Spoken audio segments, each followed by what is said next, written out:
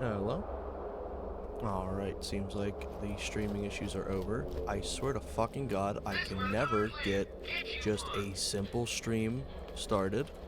Always a fucking issue. But, welcome to anyone watching the VODs or stream. Hope you all are doing well today. It's gonna be relatively silent for the most part, just gonna be doing some gameplay. And have people coming in chat, that's more than welcome. Always appreciate having chatters.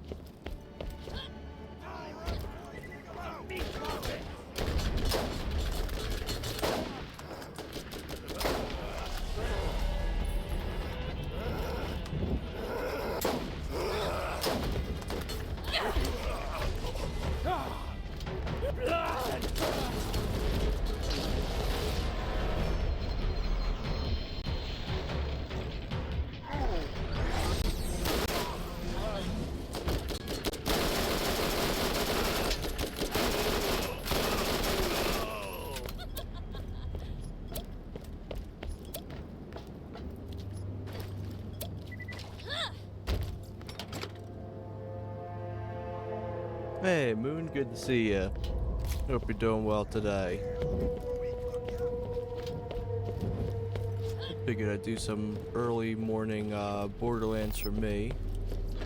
I work early this morning, so I was like, you know what, I think I got some time.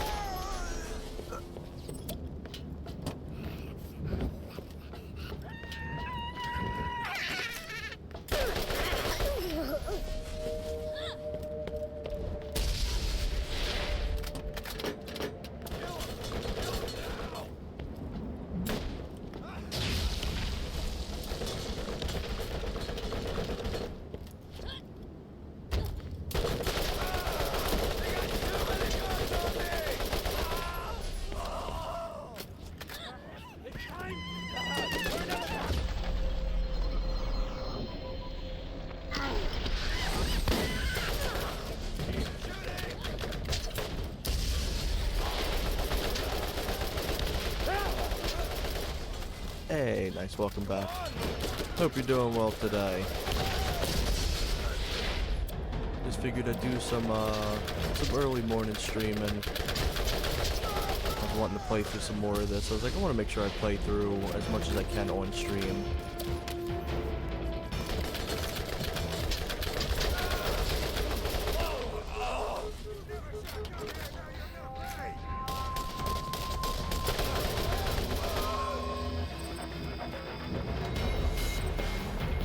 Hopefully, yeah, my mic's going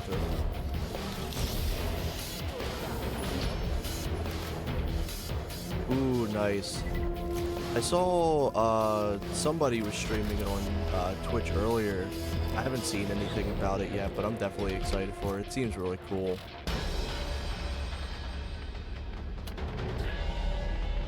So it just released a few hours ago, I think, right?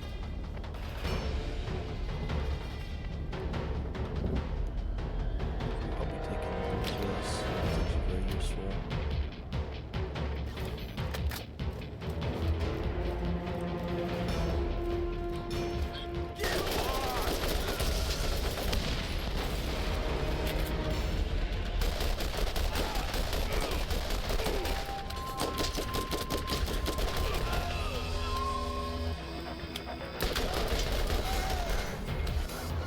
Not sure if it's. Ooh, I think we're down here. I don't know.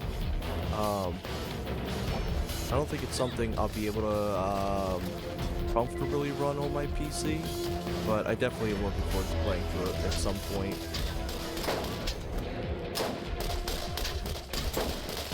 Yeah, missed all those bullets. There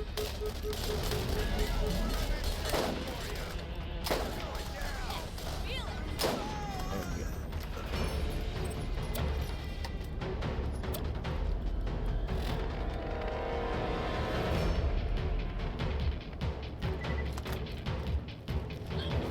Dude, a lot of big stuff is starting to come out now. Pokemon, I think, has their what's it called? Their big event today. Because today, at least in the States, it's their 30th year anniversary.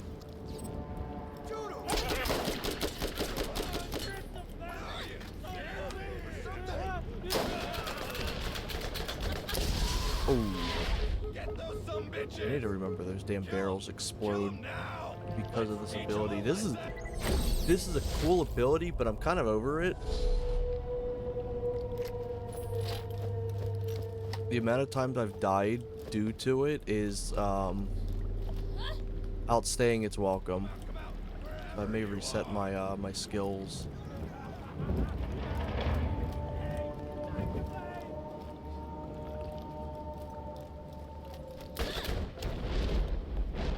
I don't even know what that was. That wasn't me.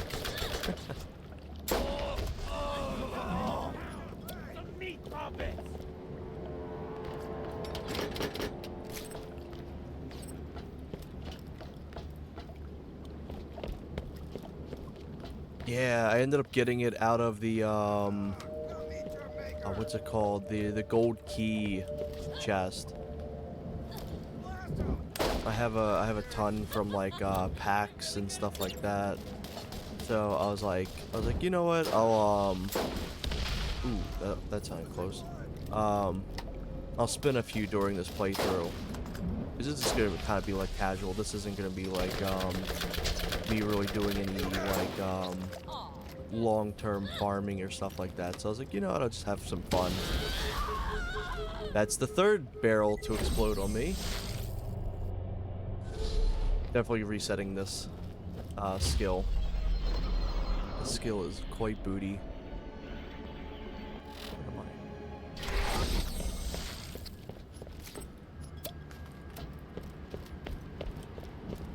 But yeah, it's one of the gearbox weapons.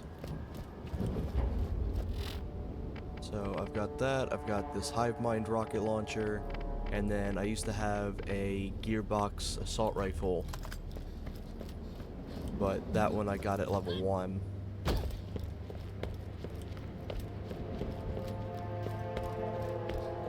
I also tried not to spin the box too many times.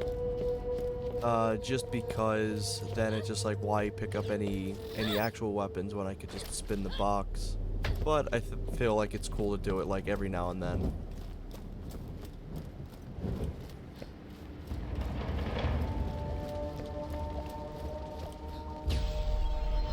Bottle. There we go.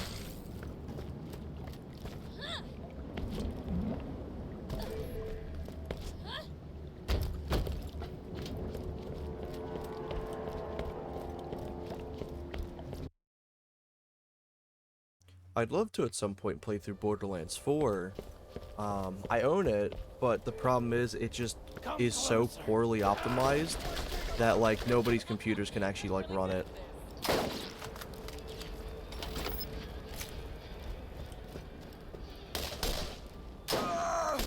It seems like a fine enough game, but it just doesn't run. Hey, Grim, good to see you.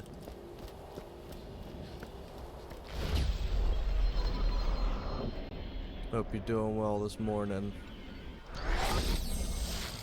I was hoping to get an easy kill off of them for a speed boost.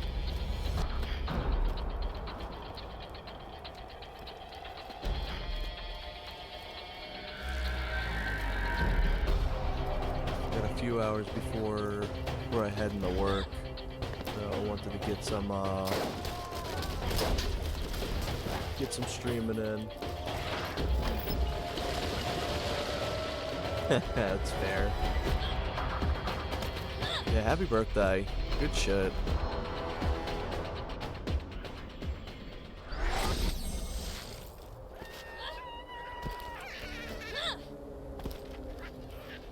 Hear 'em.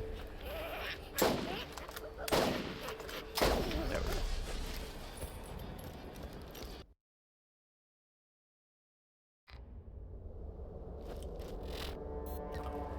Right here. I might have sort of lied to you. That alien vault crap a map you looking for? Tom stole it. He stabbed me twice.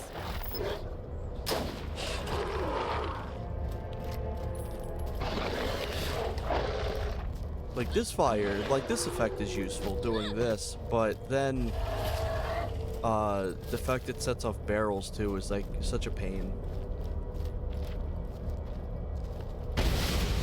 Oh damn, good shit.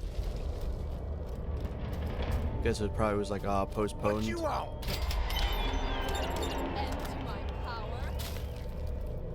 Did I level up? Yeah, I did. I did level up. Oh, what in?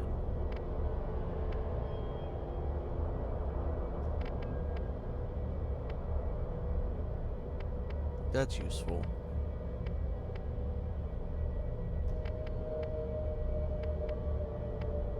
Yeah, you know what? I'll put it in the shields. I think I was gonna put it in the shields yesterday, but realized I didn't have any skill points.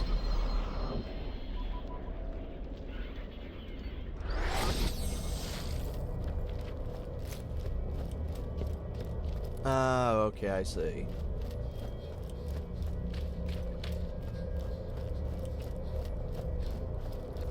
There was a very brief time that I worked for a tattoo shop.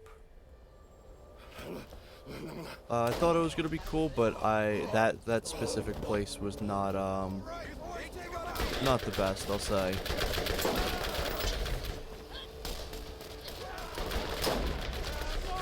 More meat for me!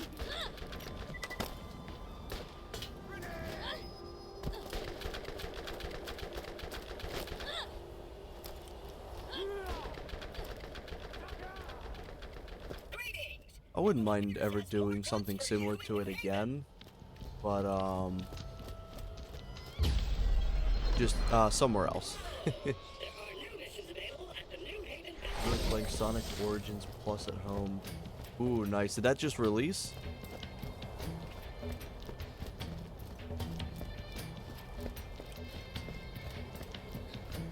I don't ever keep up with anything Sonic related. That'd be more up Aries' alley, because I know he really loves Sonic. But occasionally I see like Sega will have like announcements and stuff.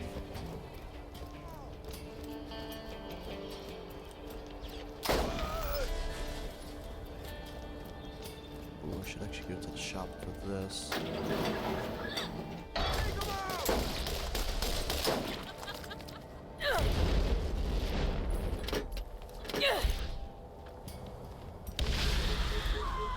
I don't know what I expected there. Not an explosive,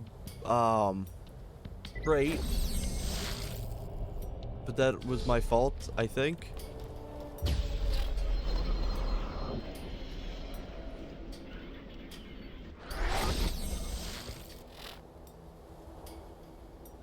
Strip the flesh!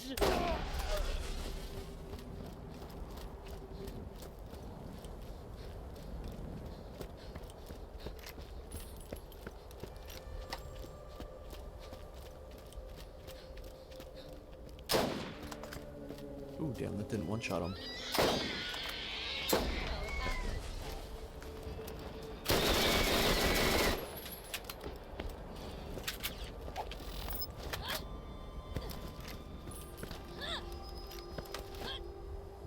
think the only Sonic games I ever played was Adventures 1 and 2, and then Sonic Mania, and there was a DS one. I can't remember which one it was on the DS.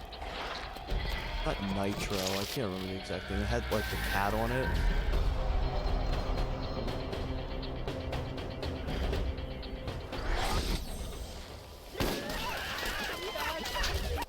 That's actually a big thing of text. I wish this thing let me have a bigger chat box.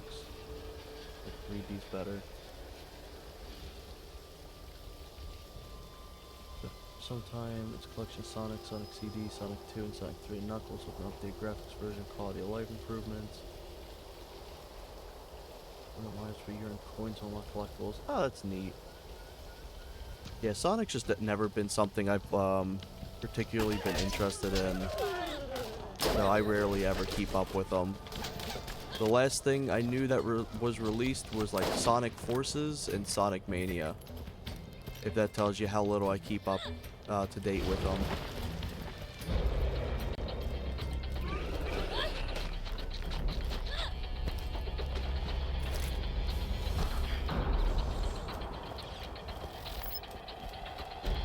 Sonic Mania was really good. I actually did enjoy that one. It's impressive that they were able to keep the art style of the original games and essentially make everything like better. Make everything more modern. So we're gonna go this way.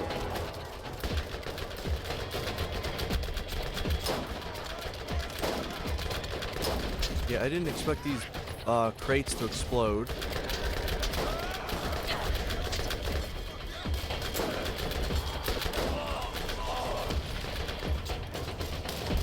That's fair. Funny enough, Sega consoles have been like the one console I never have seen around where I live. I don't know what it is. Everyone mainly just went with Nintendo, which is odd because like you think you'd see some more like Sega stuff,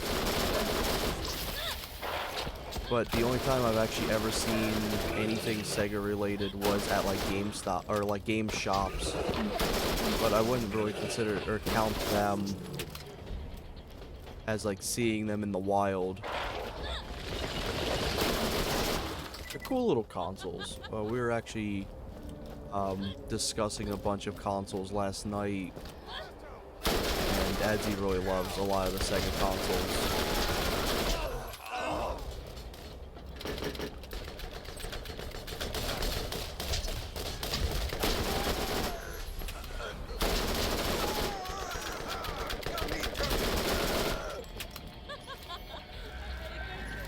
Funny enough, I have a little bootleg plug-and-play console that uses the Sega Dreamcast controller of all things.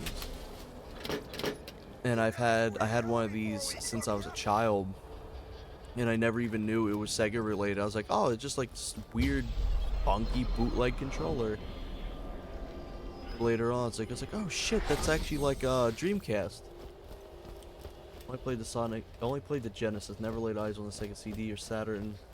Only seen Dreamcasts. Only seen Dreamcast in gaming stores after they folded. Yeah. One console I've never heard about, like anyone talk about, is the Saturn.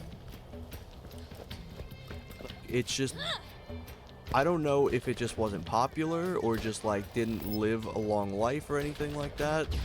But like I've heard like every other console be talked about except the Saturn. I even hear about the Dreamcast more than like the Saturn, and that one was like notorious for flopping.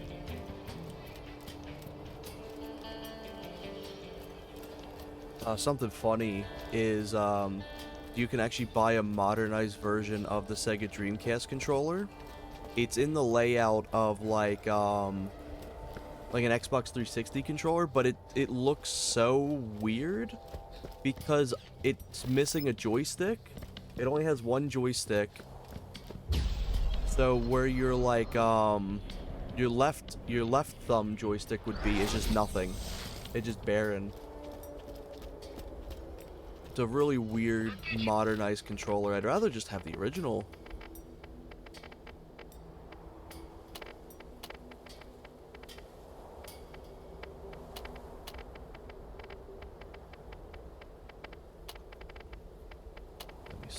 This. Who needs a real doctor when you got my machines in there scaring needles? It was around the time the PlayStation and N64 were around the corner, and Saturn were just expensive. I think the Maximilian dude said it. Games were just as expensive, not done better by other consoles. Yeah, agreed. Like that very much checks out. Cause like, isn't it notorious? Isn't that they were like advertising, like they did a whole speech at like E3 or some shit, and that's where Sony went and came in and was like $299. I'm pretty sure that's the specific time frame that they just dropped in with that.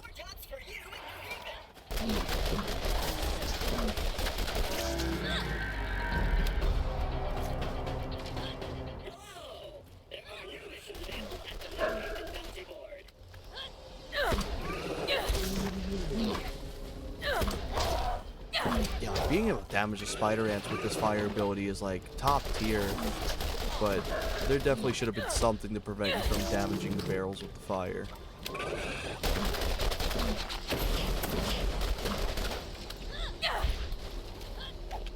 So that pistol's not really doing it for me. Let me try the shotgun. Ooh, that hurt.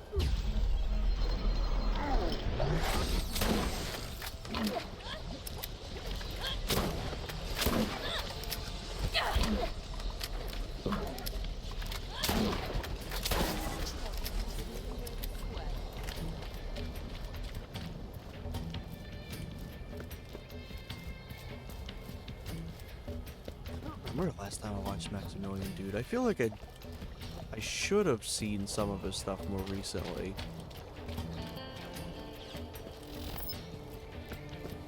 I used to watch him a ton. A few games on the Sega 4 CD. And a very few games. Well, oh my god, my reading comprehension today. And a very few good games on the Saturn or Sega CD, or like a few Capcom fighters, Street Fighter and X-Men games, the precursor to the eventual Marvel vs. Capcom. Huh. Yeah, it's just weird. It's just like, dude, it was just something that you never really hear about. Like, I don't even see, like, retro game channels ever cover the Saturn II, which you think they would. I think the most I've ever really heard anyone really tackle them would be Stop Skeletons from Fighting, because like they tackle obscure ports and stuff, and Matt McMuscles, which I love both of those channels. They're wonderful.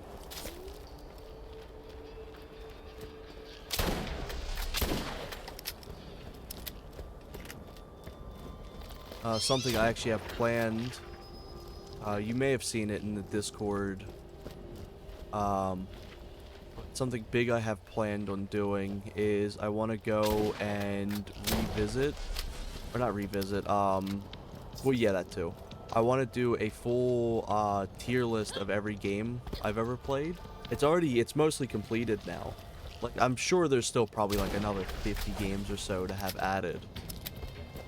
Which sounds like a lot, but kinda is, but, I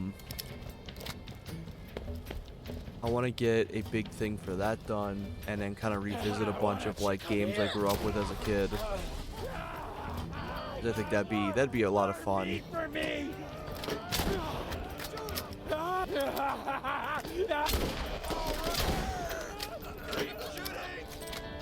I genuinely wouldn't be surprised if I have played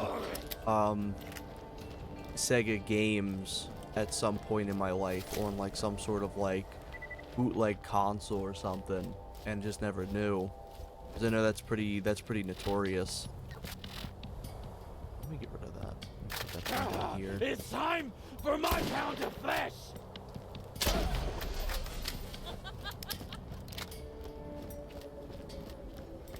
I've even included those bootleg consoles that have like that specifically isn't just stealing NES or like Sega games. So there's like a plug and play that has like any plug and plays that had like actual unique games to them, even if they're terrible.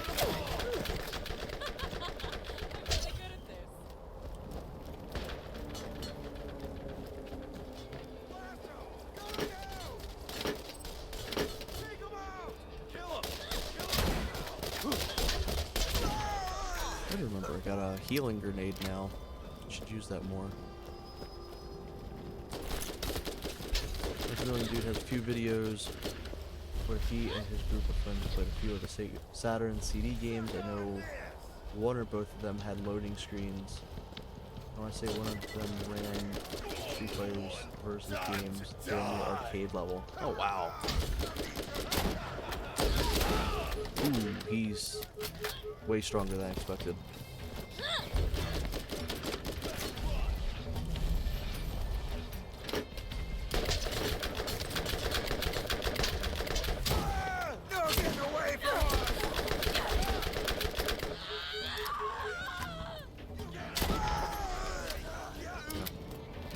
Refresh on these shields.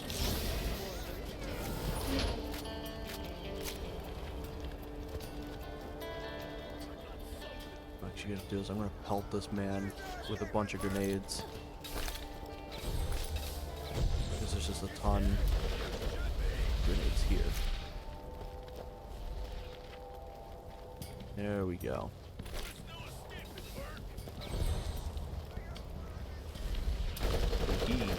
He runs.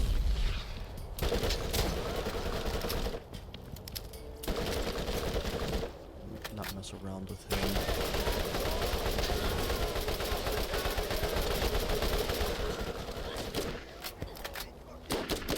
Right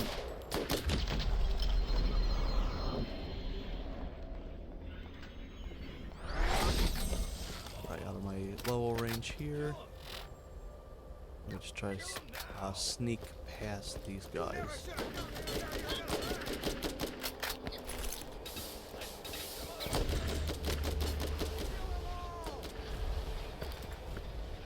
Get your ass gone! That's more like my level.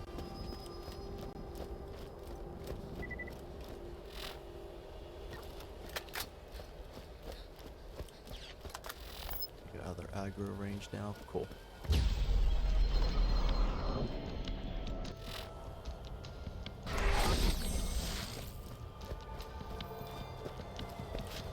I know I've had to have seen the Sega Saturn's controller at some point, but I don't even remember what it looks like.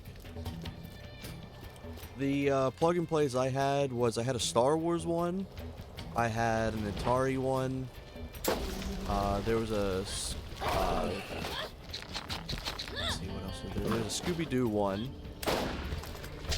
and then I just had like this one really weird one. I actually have it on me now. I actually bought it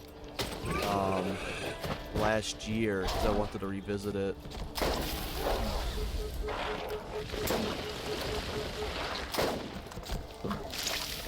And funny enough, one of the first videos I had made for my actual like in-depth channel was supposed to be for that plug-and-play console, but I just never finished the video yet. I wanted to get a little bit more editing skills packed down before I finished the whole thing. But I had a few more. I had like a little handheld one.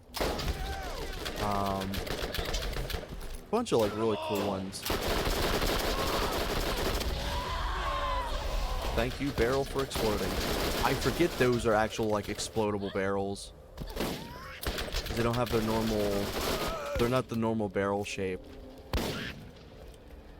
They kind of just blend in like geometry. Where are you at? Where's he hiding?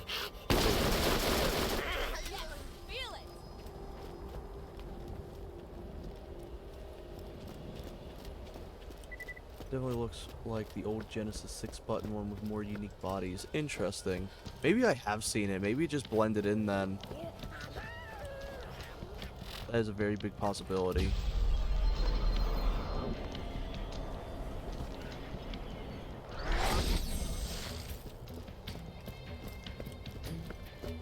But my consoles were always Nintendo and PlayStation.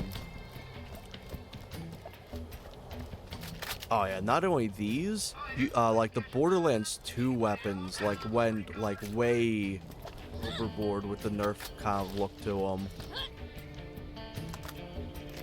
It's funny to think these weapons are more grounded, but like Borderlands 2, they're all like really blocky. Really interesting that they went from like a kind of more grounded to like extremely wacky back to more grounded with 3. Oh, I'm stuck here. Here we go. But the consoles I always grew up with were Nintendo and PlayStation.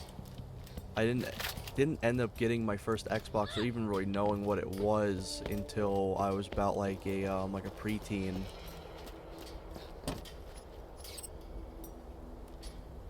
I don't know why the money icon over the weapon made me think that was a legendary for a second. I was like, no way.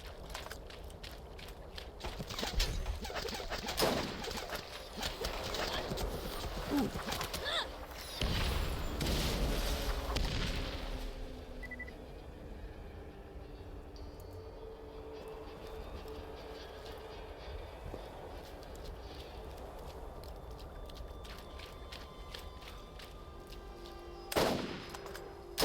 I remember these turrets being a pain in the ass later on in the game.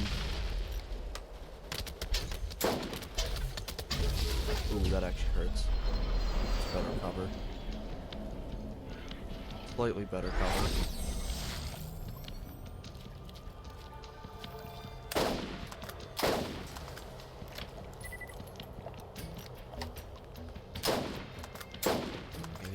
shields.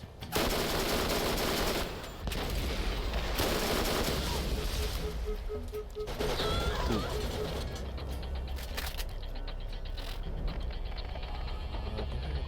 Maybe this magnum will work. Swap this out.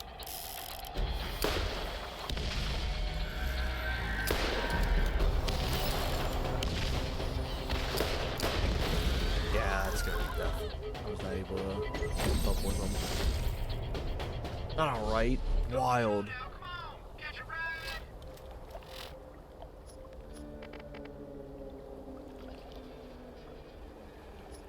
It's wild too that they have normal health and not like armor health. So corrosion's kind of like useless, it seems.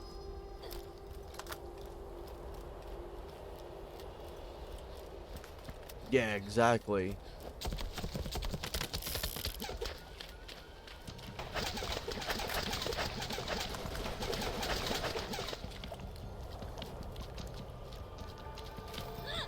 I think I actually destroyed that turret. Now I just gotta worry about this one. It's like that does a lot of damage to its shield, which is nice, but no actual like physical damage.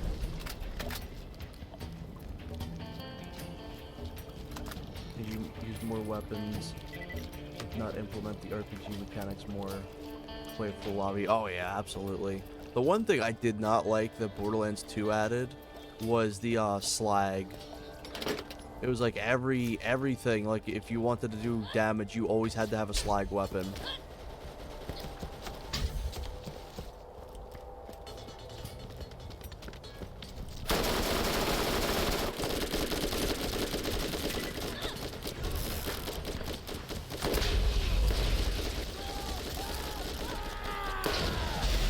Borderlands 2 is a lot of fun, but it's like, man, I don't want to have a entire weapon slot just dedicated to just doing a shot on them and then immediately swapping to another weapon.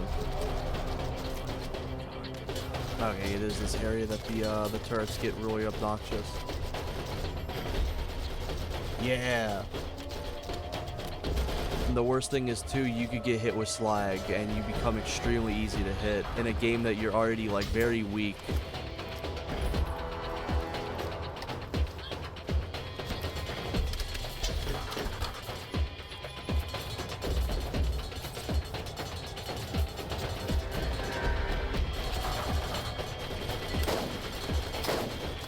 That's just damage.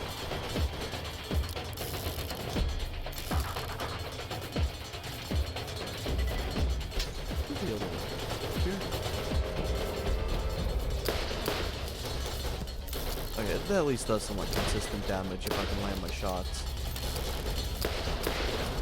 One thing I wish the Borderlands games added after 1, because they got rid of it after 1, was the leveling up of the weapons themselves, like your skills using the weapons. I always thought that was really cool. They could have had it where future classes had like the levels different depending on the class. You could have Axton be like level 3 or something off the bat with a rifle or something.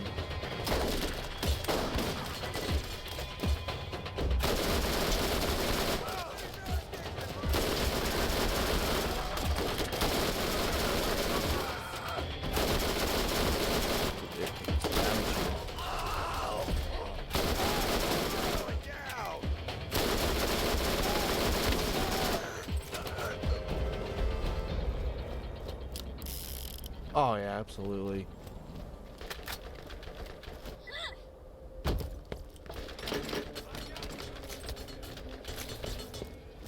One of my favorite builds I've ever had in a Borderlands game was actually from 3. There was a shield that actually made you completely resistant to shock, and it was awesome because what you could do, I don't know if they fully intended for it to be paired this way, but there was a sniper rifle that fired these explosive, like, giant orbs. And when they hit the ground, they'd cause a massive wave of explosion. And if you had shot it at your feet, you essentially gave yourself a full heal. So, pretty much I could just live forever as long as I swapped to a weapon of some sort that dealt, splash damage with shock. There's also a Malawan SMG that was really cool. You could swap. One of the legendary feature was you're able to do splash damage with it. And what you could do is you could actually swap your fire. Am I gonna die here? I think I'm gonna die here. I think I just made a bad choice. Ah, it's gonna do the GoldenEye running thing at me. Wonderful. Oh shit, I shot him right off of it. Cool.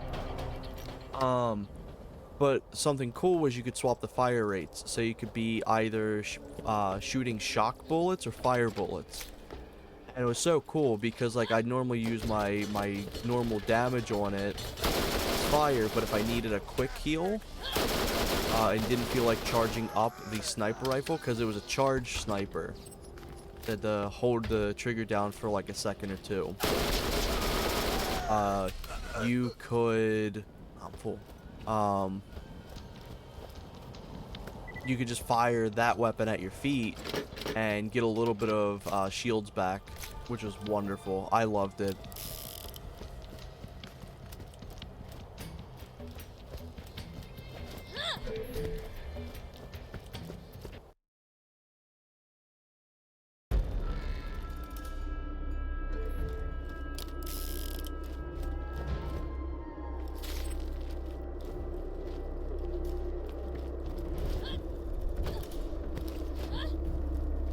Shop near here. First aid kit. You won't regret it. I'm just gonna sell this repeater pistol. I wasn't too happy with it. It's alright, but it just doesn't do what I'd want it to do.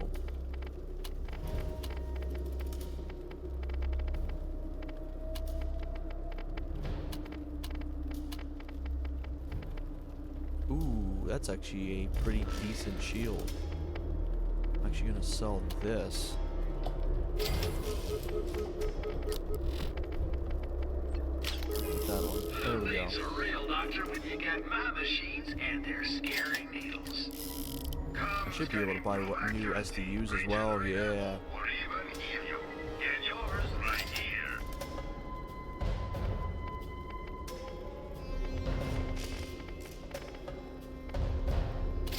Great sniper. Grenades, rockets. Ooh, don't got enough. Does Borderlands 1 have shield that does health regen, or it's starting to? It kind of started more in 2. You have way more healing capabilities in that game. 1 is so stingy with heals that you actually have to buy them in the shop. So like you can actually just buy full-on med kits and stuff because that's how limited health was in this game. So, what's this?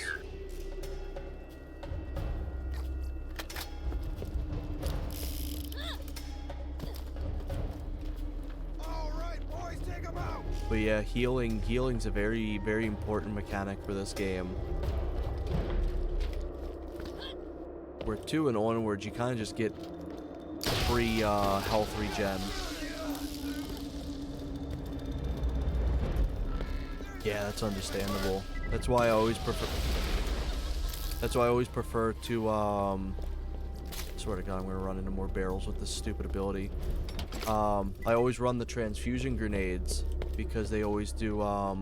They always sap health. And for me, that's just way more useful. Yeah, understandable. Oops. Should be able to jump. Just jump back up here.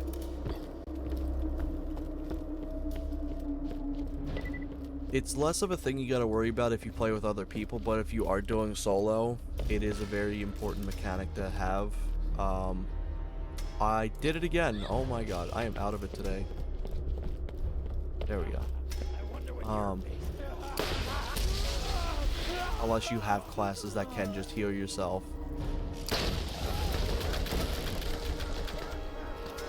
It's funny too because like the damage output and the health you get is actually very grounded in this game. Borderlands 2 goes like Dragon Ball Z levels of damage and health numbers. It's absolutely wild how rapidly it spikes. Am I gonna blow that up? Okay. Because like I was watching Adzi play some Borderlands 1, and he's max level. He's the highest you can get, and he only has like shields that heal like 2,000 health. It's wild because you almost like instantly heal 2,000 health in Borderlands 2. Like it racks up so significantly, it's unreal.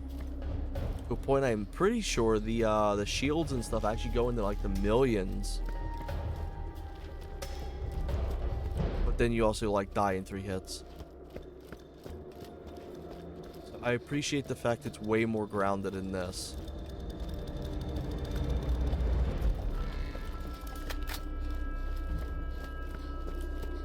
Let's see, I remember farming the super boss with some friends and the health bar was a fucking slider. Yeah.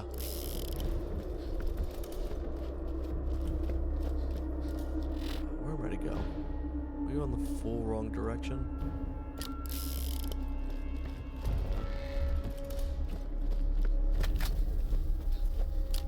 I love Borderlands 2 a lot, but I'm like, that was the one thing that I never really liked was the slag and just the ungodly high number output it has. It makes the like the leveling up feel less genuine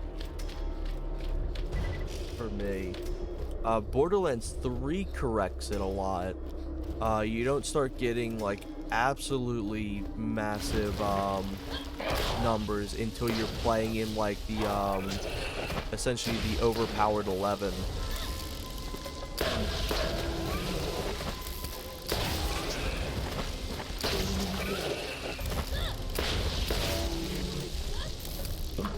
But overpowered 11 is essentially actually weaker than overpowered 10. I think it's called Mayhem in Borderlands 3. It was... They changed it multiple times. It started off being Mayhem 1 through 3. And it essentially was like massive jumps between each one. And then they changed it around because I guess people didn't like it too much. So then it was 1 through 10. And then people still didn't like it because every time you level up, like you increase it, because you can increase it at any time. So if you want to go right from post game to Mayhem 10, you can just do that. You'd be in a lot of pain, but you can do that. And people still didn't like it because each Mayhem level has random abilities and debuffs that you take. Like for example, it can be in a random pool that's like, oh, the floor is lava. Like if you stand still, lava pools under you. Just like random shit like that. And people didn't like that because of just how random it was. And it became less of like playing with those. And what you would do instead was you would just keep hitting the Mayhem button until you got a random set of perks and debuffs that you did like. And then they changed it again to give you 11, and Mayhem 11 is Mayhem 10, but with none of the wacky like Mayhem stuff. And then they changed it once more, I believe. They have it now that each level has something unique to it. Instead of it being random. At least to my knowledge. Has the highest ranked weapons, the higher level rates. They're just blast everything. Yeah. Yeah, pretty much. And it's just like, it wasn't...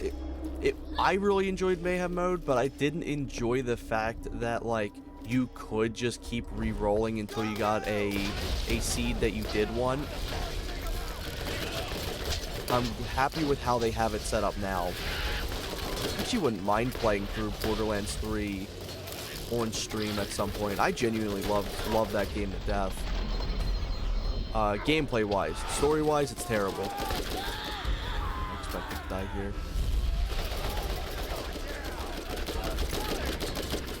These transfusion grenades are like way too good.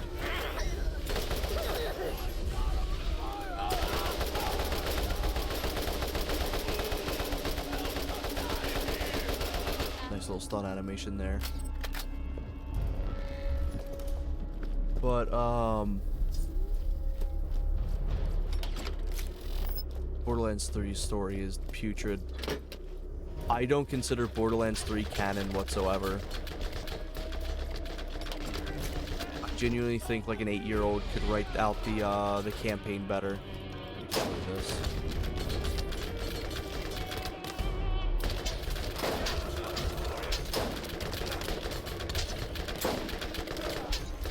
It's not even bad because like, oh, my favorite character dies or something like that. It's just so poorly written. It's unreal. Let me get the fuck back here.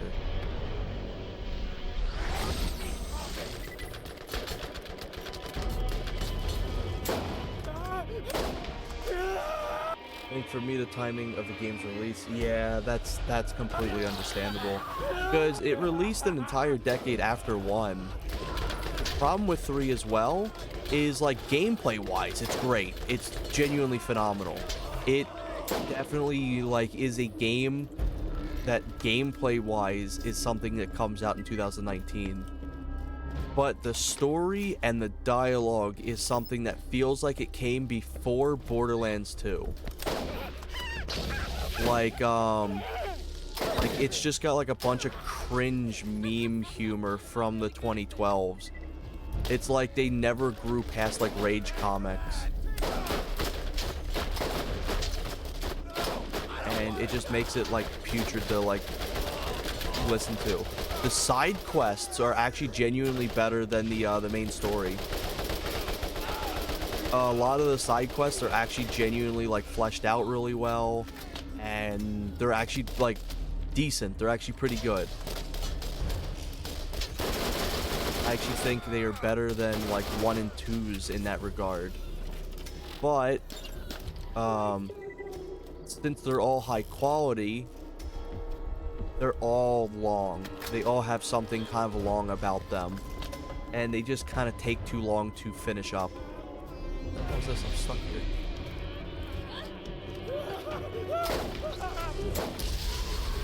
I'm sick of these barrels. This is a terrible ability. It's time for another pound of flesh. I think pre-sequel was the real 3. I'd probably say so, yeah. Like, the pre-sequel was such a good game, too.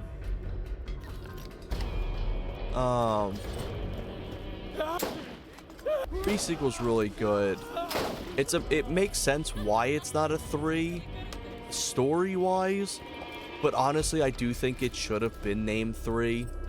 People hear pre-sequel and go, oh, that kind of sounds like a shit game. Barrels. God, I'm gonna stand off here. Barrel. Barrel. Any more barrels? Any more barrels I should know about?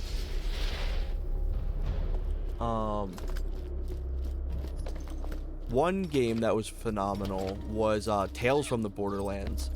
That's a really good game. That's a really good like narrative game. Yeah, exactly. And it doesn't feel like it's overstepping its like humor as well, which is really nice.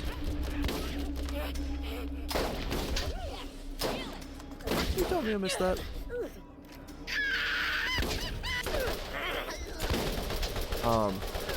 Tales from the Borderlands is genuinely phenomenal. Yeah. It's one of those Telltale games.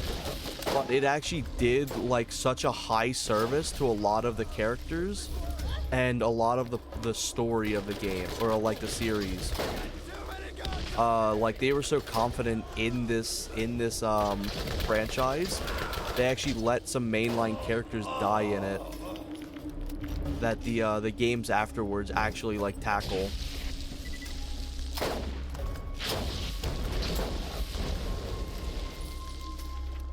Yeah, three jumped the shark really hard. Funny enough, whenever I ever make a smaller tier list, I always do two versions of that tier list. I do one based off of gameplay and like the playing of the game, and then I do a separate tier list that is based off the story. Borderlands 3 makes it into like my top 5 favorite gameplay games ever. But Borderlands 3 also makes it into my top 5 worst stories ever. If that gives a good impression about how I feel about that game's story. It's funny to jump the shark. I know, right? Dude, Happy Days was such a good show. I loved it. I grew up with that, Andy Griffith Show.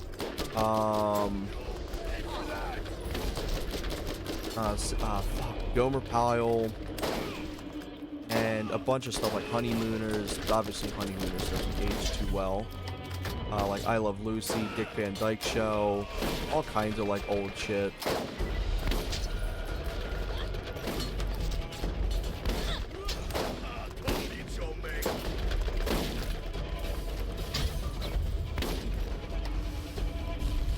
Yeah. And it's just like, what's surprising is 3's DLC is actually really good. I'd actually rank their DLC better than the other games. Like you got the D&D DLC that's really good for 2, and the free DLC you get for 2, the Bridge 3, is actually fairly decent, which is a little insane for me. Because like the DLC, the Captain Lilith or whatever the hell it's called, that released for free to build up Borderlands 3, is actually pretty good. It's short, but it's like I didn't expect it to be too long. But it's got its own like little campaign world and stuff like that, and it tackles after Tales of the Borderlands. And like the characters are written like how they normally would be. And like it's a really good wrap up of 2, and the villain's actually pretty good. He doesn't get to like live too long with it being so short, but it's like it's actually like a good villain and stuff like that, which had me very hopeful for 3. But whoever wrote the DLC for 2 did not write the game for 3. Like, no way in hell they were the same writers.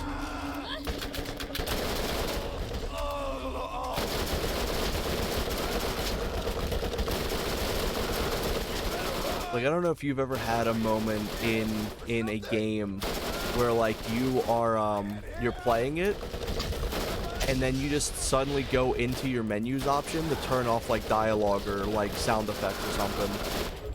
That was me with 3.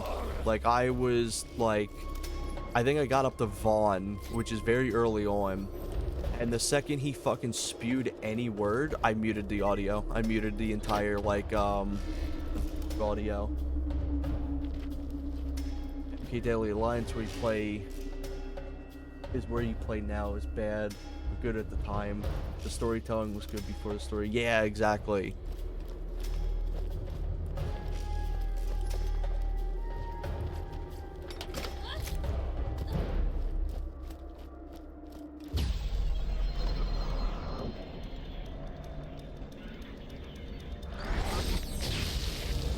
Oh my god. What do I do here?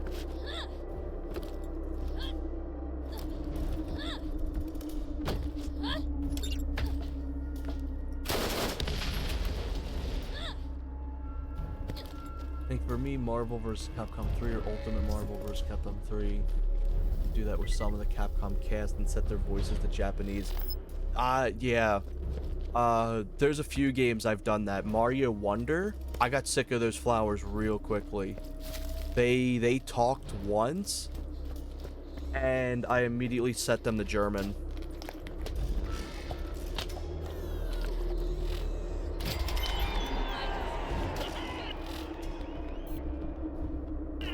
That gets me a new backpack piece.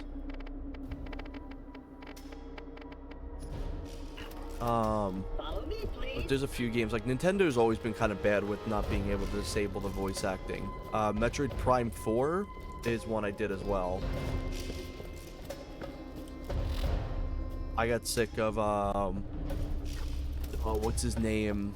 Miles McKenzie real quickly.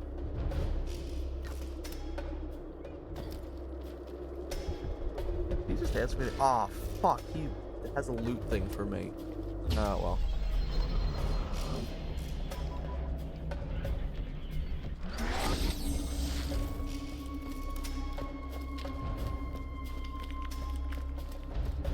Yeah, that's fair. Let me... I hate the fact I can't tab out of this. But yeah, I fully agree on that.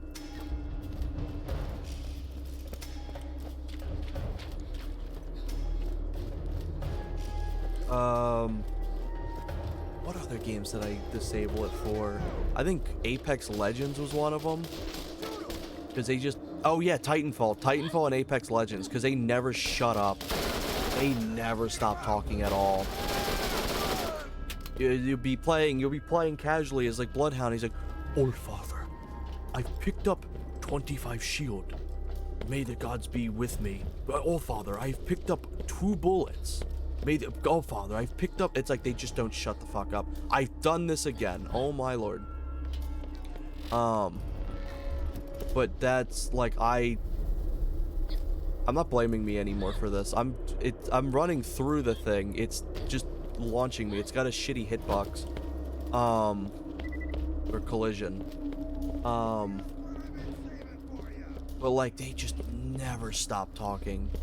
They never stop talking at all in Apex Legends. And just like, I don't mind them talking, but it's just the fact that they talk so long and so frequently, because they have passive audio they share too, especially if you're teamed up with certain characters, that I'm like, shut up.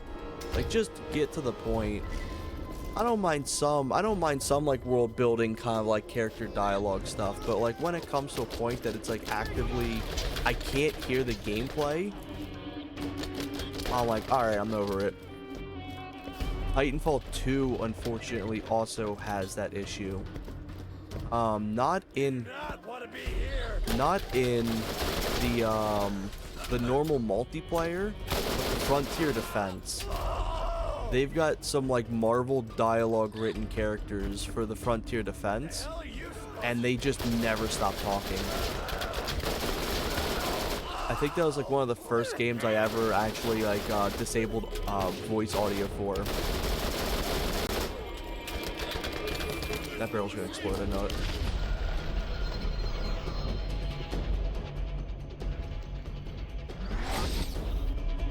Boss fight.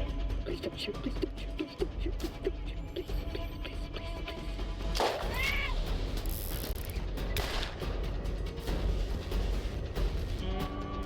I remember this boss fight for some reason. I don't remember why I remember it specifically. I have a feeling I'm gonna get like sniped instantly and figure out why. That's grenade. Or barrel. Ooh, that's why he's got a rocket launcher. Holy shit.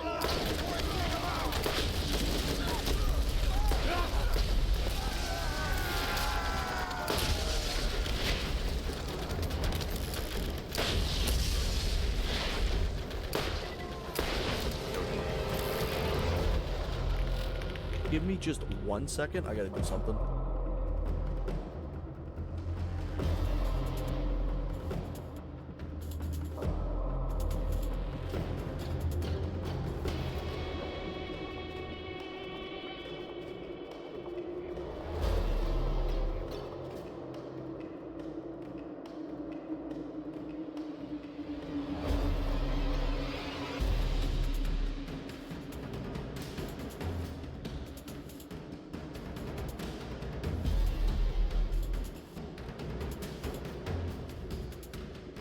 There we go. I'm back. I used to play a lot of Apex Legends years ago, up until I think like season 10. Played from season 0 to 10. I had a great time with it.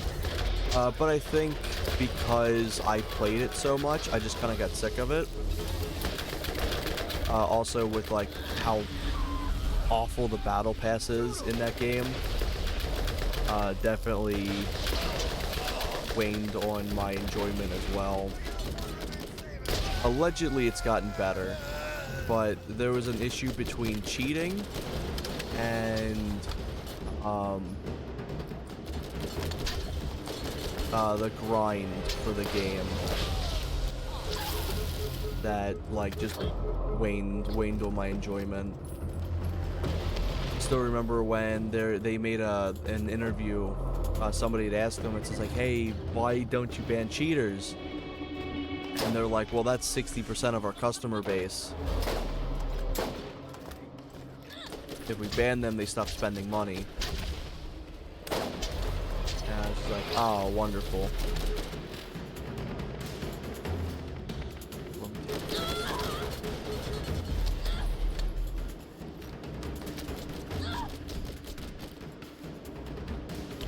Yeah, I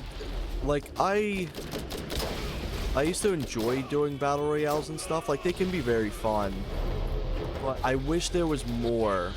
And then when they did add more, it wasn't really exactly what I was looking for. Holy shit, I know why I remember this boss fight now.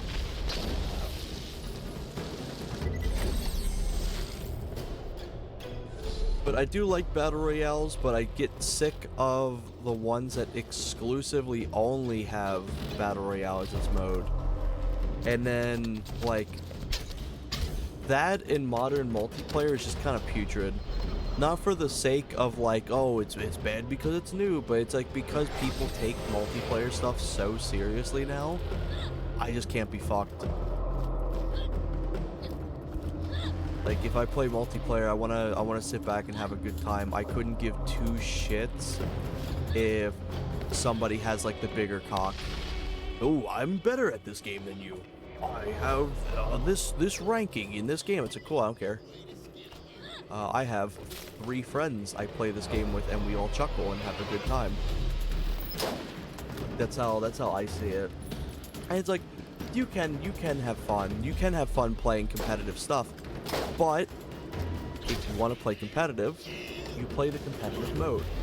No, so many people will pick the casual mode to play competitive in because it's the only place they have an upper hand in.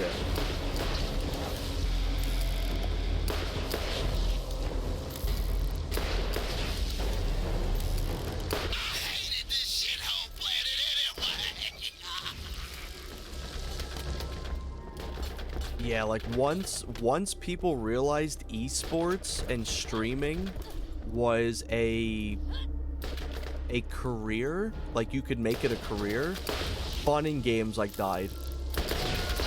Like the second that happened, like people just now view games as content creation or like monetary, that like nothing else. It's like, remember there was a point in time where games were fun.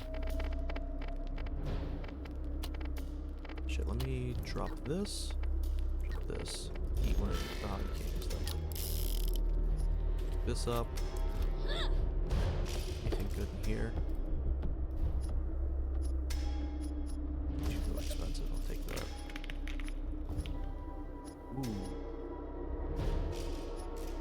Ooh, actually really good.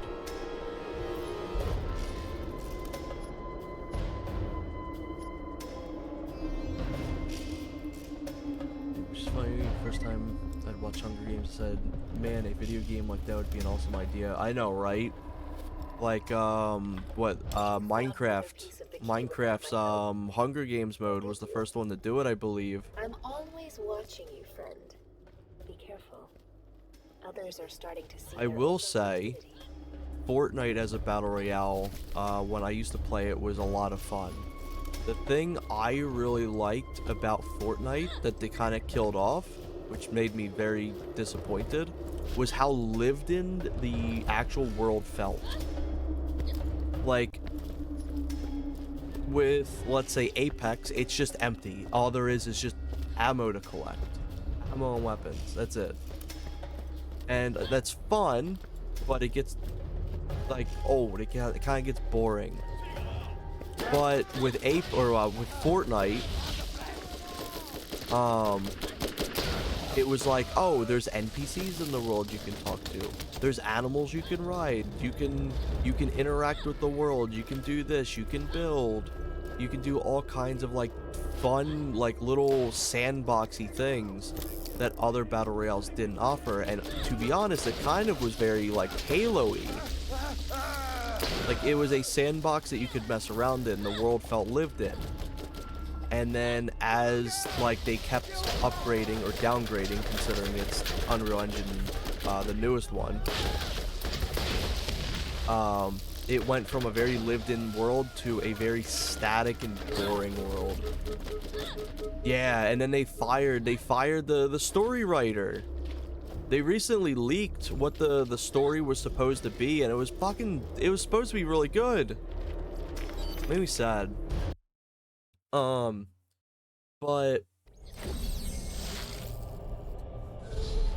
like, Are you about ready to get rolling? where's this? Yeah, it's actually right there. But the thing with Fortnite now is it takes itself too seriously. That and its constant crossovers. Holy shit. Like, I remember it would be like I'm even talking about like just last year almost, where just like a crossover was kind of like a surprise. It's just like, oh shit, Borderlands crossover. That's cool. You don't really see that. And then it would be like a few weeks to like a few months, and it's like, oh shit, new crossover. Now it's new crossovers every single week. Like, holy hell, it's bad. It's really, really bad how often there's crossover stuff now.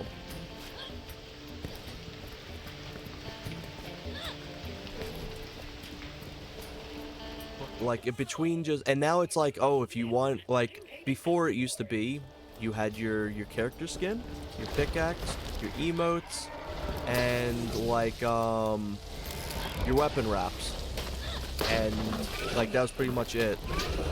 Like you have your like your loading screens and stuff, but that's not really something people are like actively caring about customizing. I guess your logo if you really care about it, but now it's like they added cars. So you have a separate car and a separate truck slot. You have tires for them. You have boosters for them.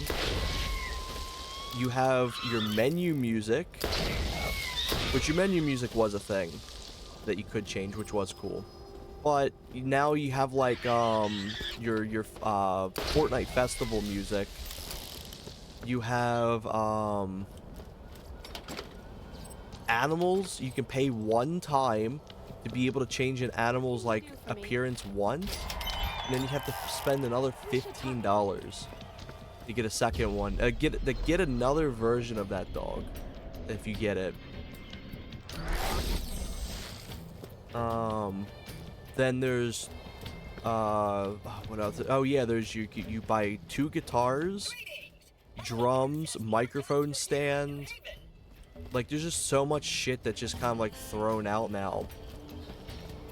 And it's like, man, they're really getting to this bursting bubble of like things they could release. I can't imagine they're gonna have anything else they could possibly release, and then they find a whole new thing. clearance, and she declined, so I stole her robotic arm until she gave But You should have little trouble moving forward. Are we friends? and it's just like it can be cool, but like the prices of everything now does not.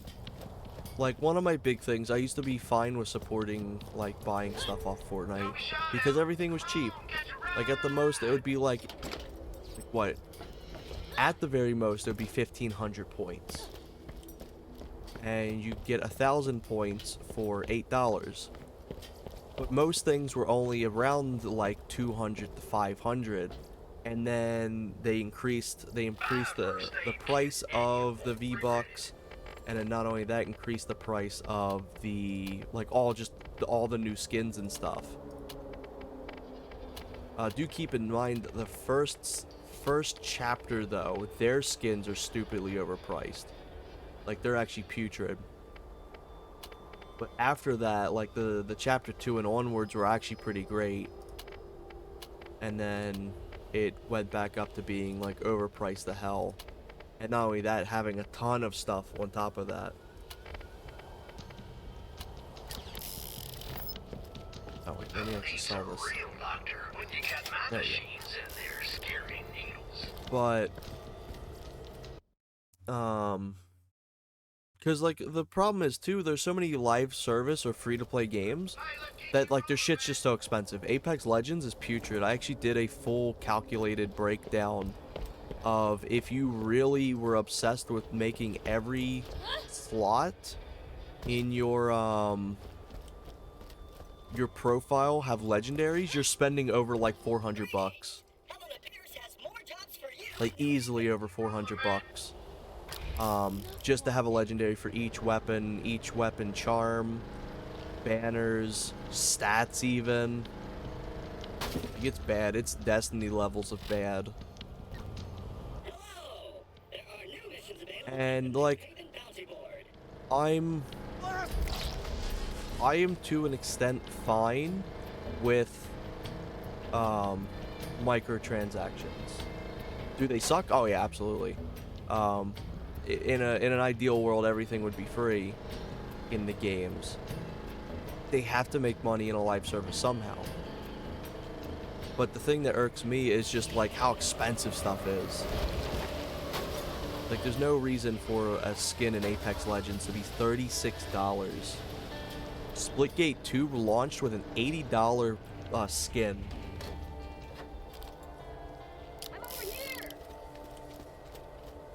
Oh yeah. Database. Your DNA has been granted Class A clearance. Lowering bridge. Yeah, League or Smite was actually like fine for a bit, and then it went full nuclear with its pricing too, if I recall. I command the bridge to descend. I know about the whole introduction with Call of Duty points and stuff like that.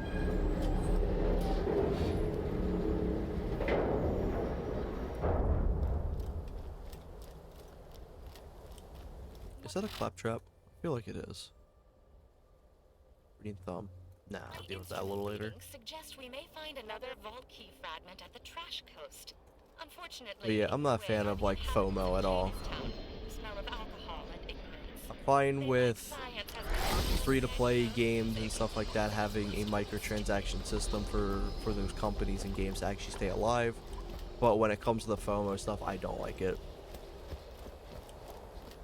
Because the problem with FOMO too is it's so effective. It's extremely effective. Who needs a real doctor when you got my machines and their scary needles? I'm not really caring for the shotgun. Maybe I will sell this.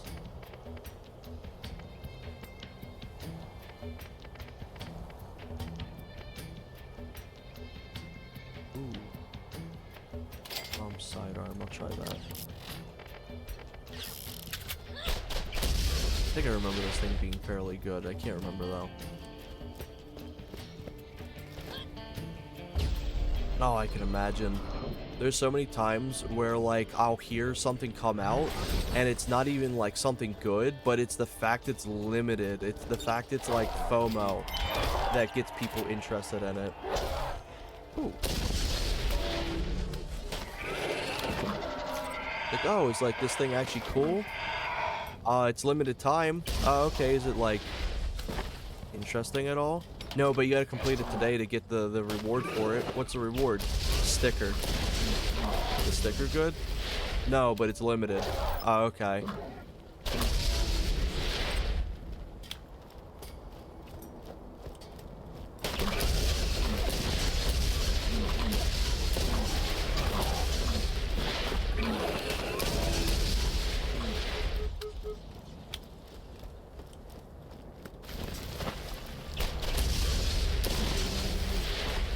Okay, this repeater pistol is a little annoying.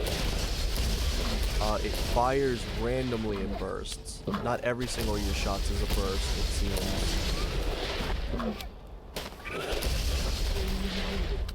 Now it seems like it.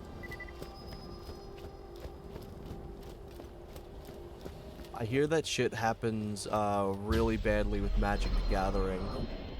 Because they're having their, like, or collabs, or, like, whatever the hell those really expensive card sets are. Oh, yeah, it's all Hatsune Miku themed. It's like, oh, that's cool. Yes. Yeah, it's $300 for, like, 5 cards. Oh, that's way less cool.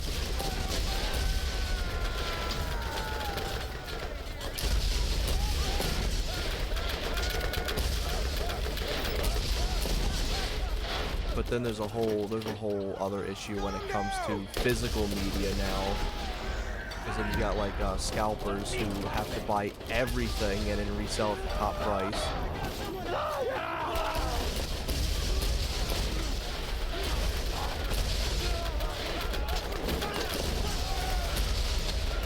This pistol's actually pretty cool.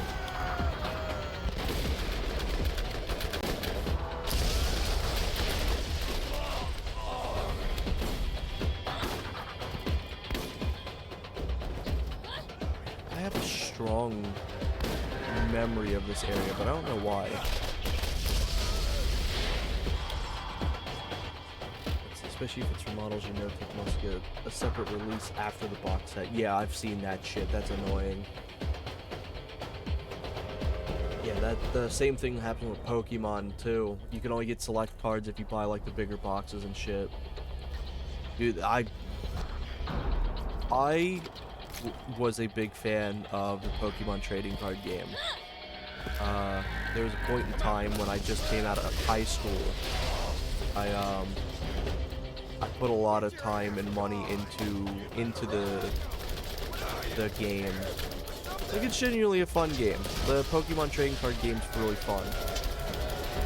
But it was like, once people got into the mindset of, oh, I can just resell these things, because Pokemon cards used to be like, they used to go for nothing.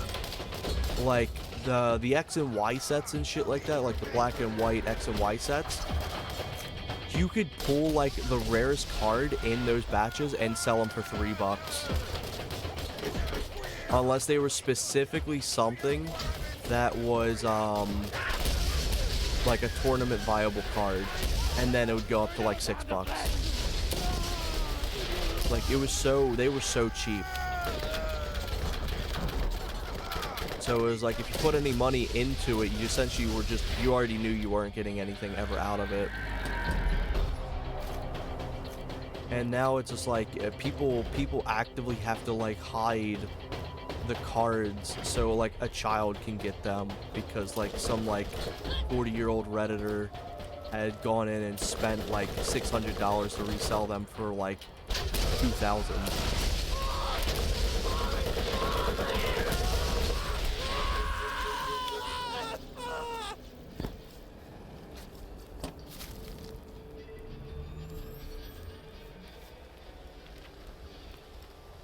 Oh yeah, I can imagine.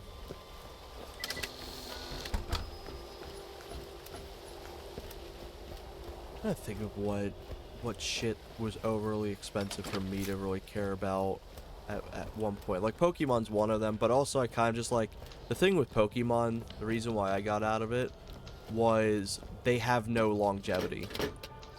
If you have a cool card that you want to have in your set. Too bad that card got Dirty criminals. pulled out of rotation Dispose of like 2 years ago. investigate further. Like, but it just came out 2 years ago. Yes. Okay. Like they rotate out so quickly. And the big thing that killed it for me was when Pokemon Trading Card Game Online went down and they replaced it with Live. Live is hot dog shit. That's one of the worst card game online games I've ever seen. I've never seen a card game stutter on a PC. It's made for mobile. Somehow, when it first came out, ooh, legendary, holy shit.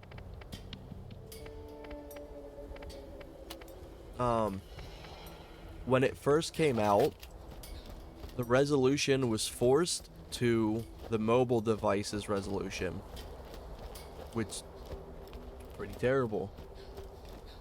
And then not only that, not only was it like completely terrible resolution and like performance, it just the menu, like, it was so simplistic. It was like nothing.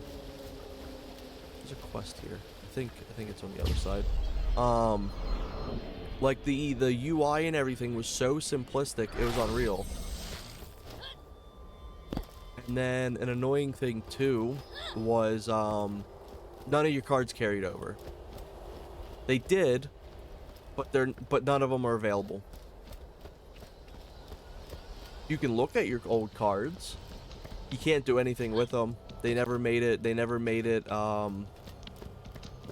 that you could use them ever. So every single card I ever got from online is just gone.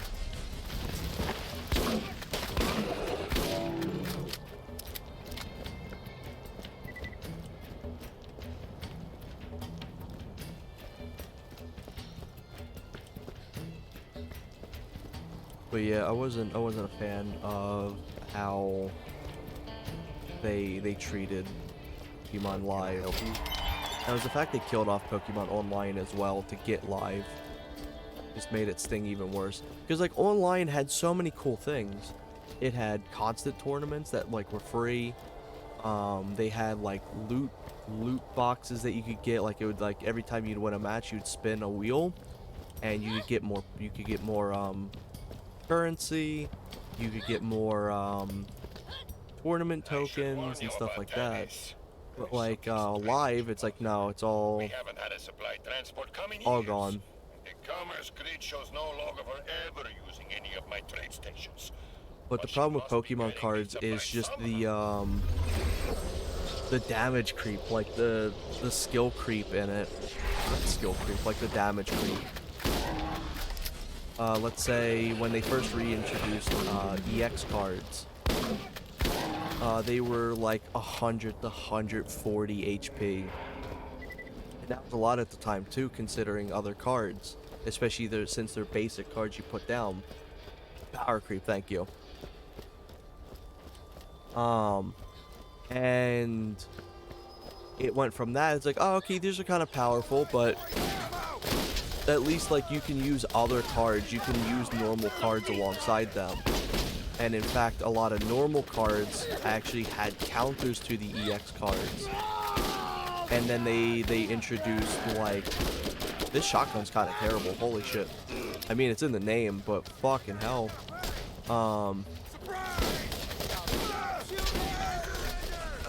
Then they were like, oh yeah, by the way, this next set, the EX cards are going to be 180 HP. And it's like, okay, that's kind of stinky. And you can place them down turn 1 when like the normal basic cards are getting about like 30 to 80 HP. That stinks a little. And then they started doing the tag team, which went from 180 to like 240. Or they had the mega evolutions, and the mega evolutions were cool, because at least the Mega Evolutions ended your turn unless you had a specific card that countered that. So you would go from 120 HP to 180 HP EX card to a Mega, which had like 200 to like 260. It's like, okay, that's already a lot. How are we leveling up the basic cards? Oh, we're not. It's like, oh, okay, cool. And then they introduced tag teams, which were basic cards that instantly had them sitting at 200 to 300 HP. And then they had one other thing. I think it was GXs that were like 300 to 380. It's like, fucking Christ. I'm over it. And you still got like fucking basic Pikachu only having like 40 HP. Like, come on. Let's teach him a lesson! And like Pokemon Live was just kind of like the enshittification final boss with it, because they essentially gave everyone those high-end GX cards. You were given, I think, 6 free decks or something like that, and they were just pre-made, like, instantly, like, S-tier decks. And it sucked, because then it was like everyone's just rocking like the high tier cards. Nobody wants to change their deck if you're already given Mewtwo as your starter. You're not going to want to swap out any other Pokemon, which like was so miserable, because it's like everyone just rocked the same deck. It's like, when everyone's super, no one will be. And that shit just like sucked. It was bad, and it was just miserable. It just wasn't fun. Oh wait, these are my inventory. There are new missions available at the New Haven bounty board. That.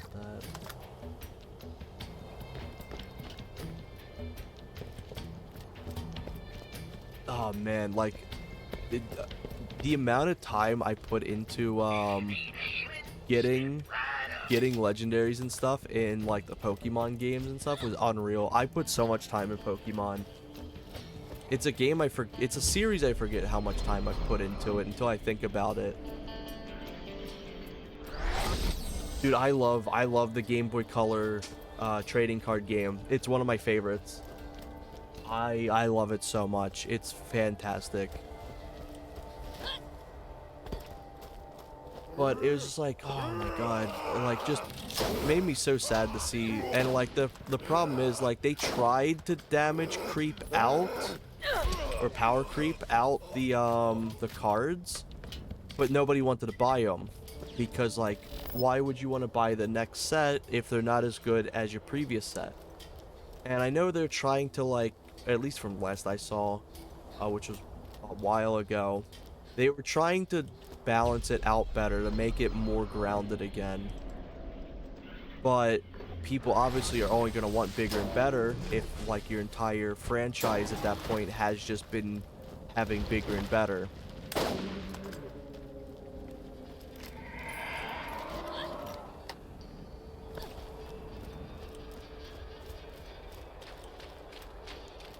Try to be competitive in Gen 3 and 4, or I remember beating him in a Gen 4 match with my story mode team. There was a very short time in my life when I was a kid, I actually did competitive Pokemon. But the problem with competitive Pokemon for me, which got me out of it, was everyone just uses the same team. Everyone uses the same team, same stats, same moves, everything like that. And I think the worst it ever gotten was Omega Ruby and Alpha Sapphire, because it was literally only 6 Pokemon that were actually viable. Everything else was just not good enough.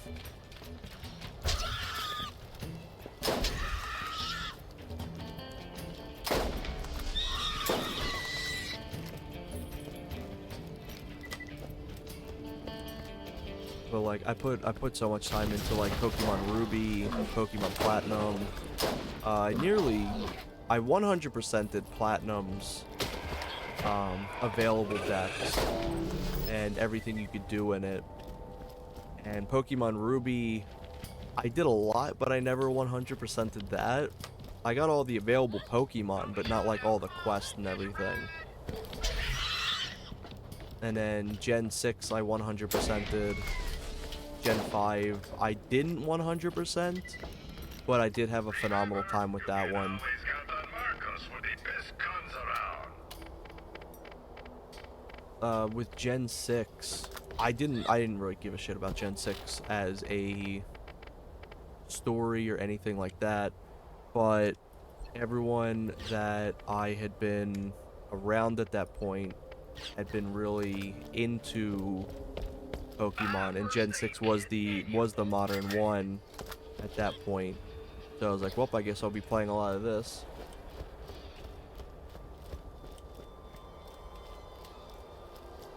Yeah, like once you go into like the stat tracking and stuff, because like the worst things too, if you don't know that there's outside tools that can help you figure out what your Pokemon are, you're shit out of luck.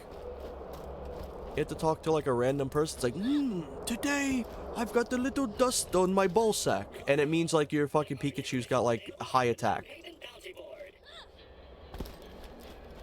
It was just really, really dumb how that all was.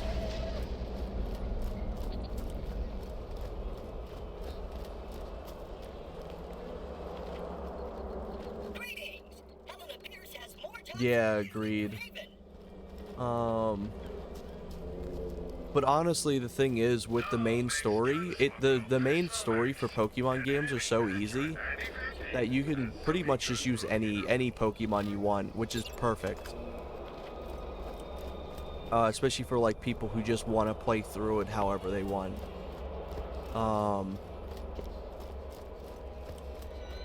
But yeah, like once you're like, oh, I have to like grind 1,000 of these Pokemon to level up this one specific stat.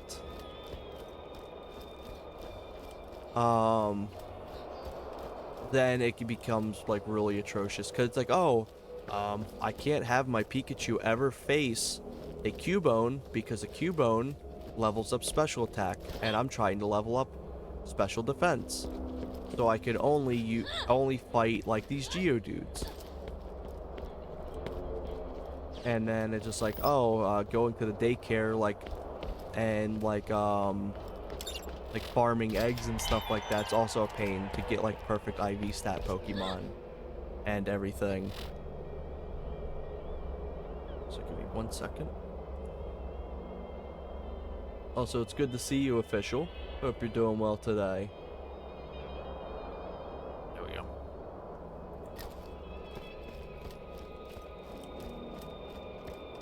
Remember the time Pokemon that had the Pokemon virus? I think that was Gen 4? I can't remember if you get Pokerus in the other ones. Gen 4, they actually have unique dialogue if your Pokemon has it.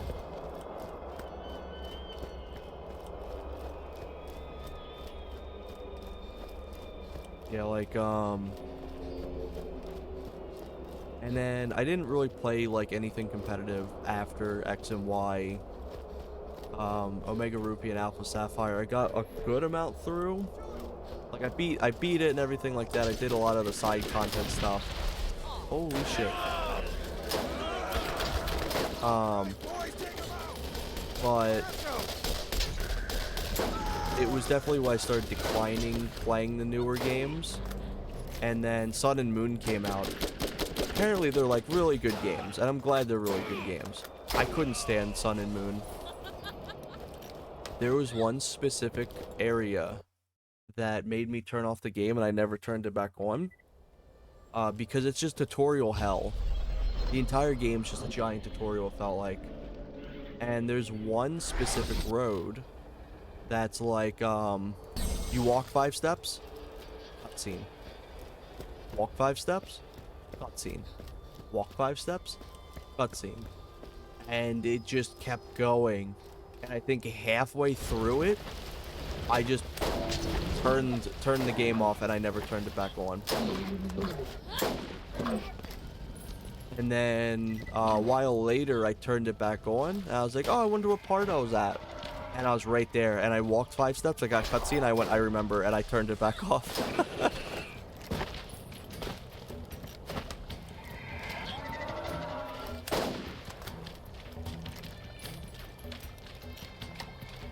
Okay, that checks out. I don't know if I ever really got it in Gen 3. Maybe I did, I just don't remember. The thing I really like doing now is I like playing the Pokemon randomizers. Because I feel like that's a better use of like an actual skill set. And because it's like in like with a randomizer you need to know what moves could actually be effective.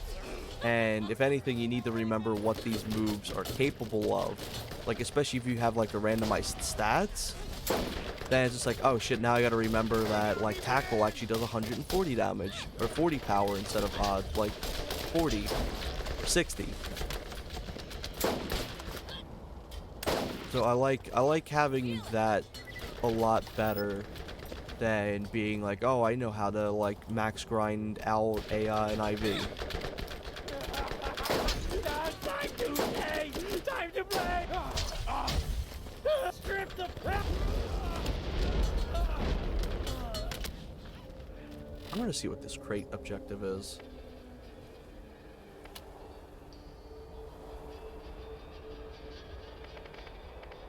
Where am I currently at? The Rusts.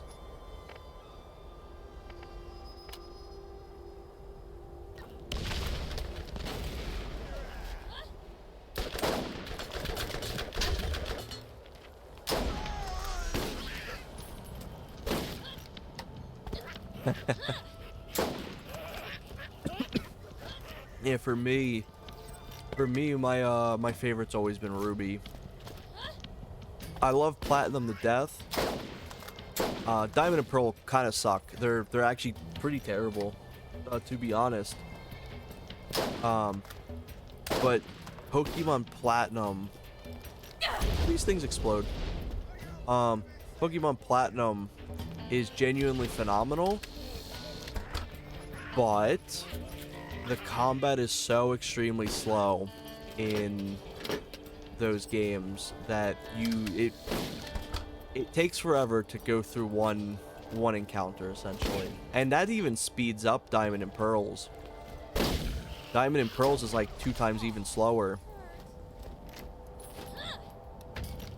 So I got one objective done here. Where is it? Rust Commons. It's kind of out of my way. What am I currently doing? This? Yeah, this is what I'm currently doing.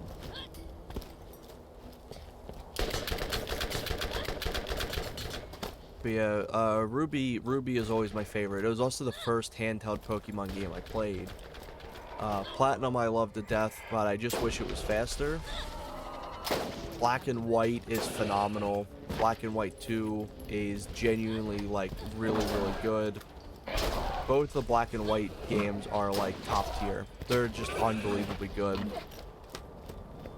I actually never really cared for, Fire Red, or, like, Red, Blue, Fire Red, Leaf Green, stuff like that. And I personally wasn't too big into Gen 2 as well. I think they're cool games, but they were just never for me. Like, back even when I first played them, I was like, eh.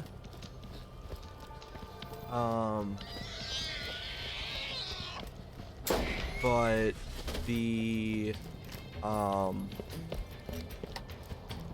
X and Y, that just was not good. X and Y is kind of putrid. It's way too easy. It's way too basic. There was, I don't know if you've seen it, but years ago, or not years ago, 2 years ago, I think it was, there was a mega leak for Pokemon, and it essentially showed off all the stuff that Pokemon X and Y was supposed to have, and we were robbed. There was so much stuff that was taken out of that game. It was unreal. It was rushed to hell and back.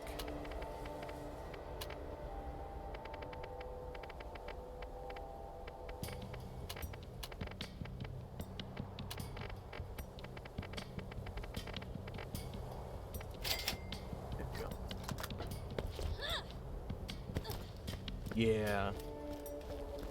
I thought Heart Gold was really good because just how much it like adds, and like a lot of the systems from Platinum are in there and everything. But even then, I was never too big into the first two gens worlds. I love the Pokemon in Gen 1.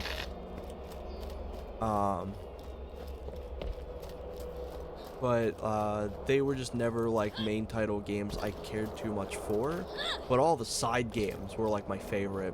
Pokemon Snap, Pokemon Stadium, like all that. The Hey You Pikachu even, like I loved them as a kid.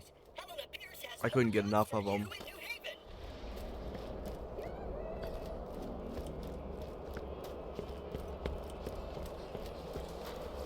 One day I may revisit Omega Ruby.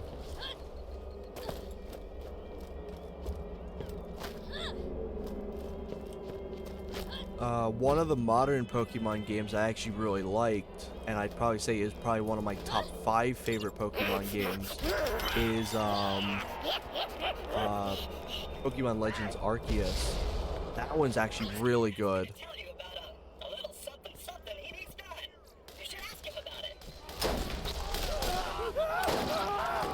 It's actually impressive how good Arceus Legends is. Does it have problems, and does it have like a really terrible looking like graphical design? Yes, but it's probably the most fun I've actually had ever playing a main title Pokemon game. ZA was kind of the complete opposite for me, but Arceus was really good.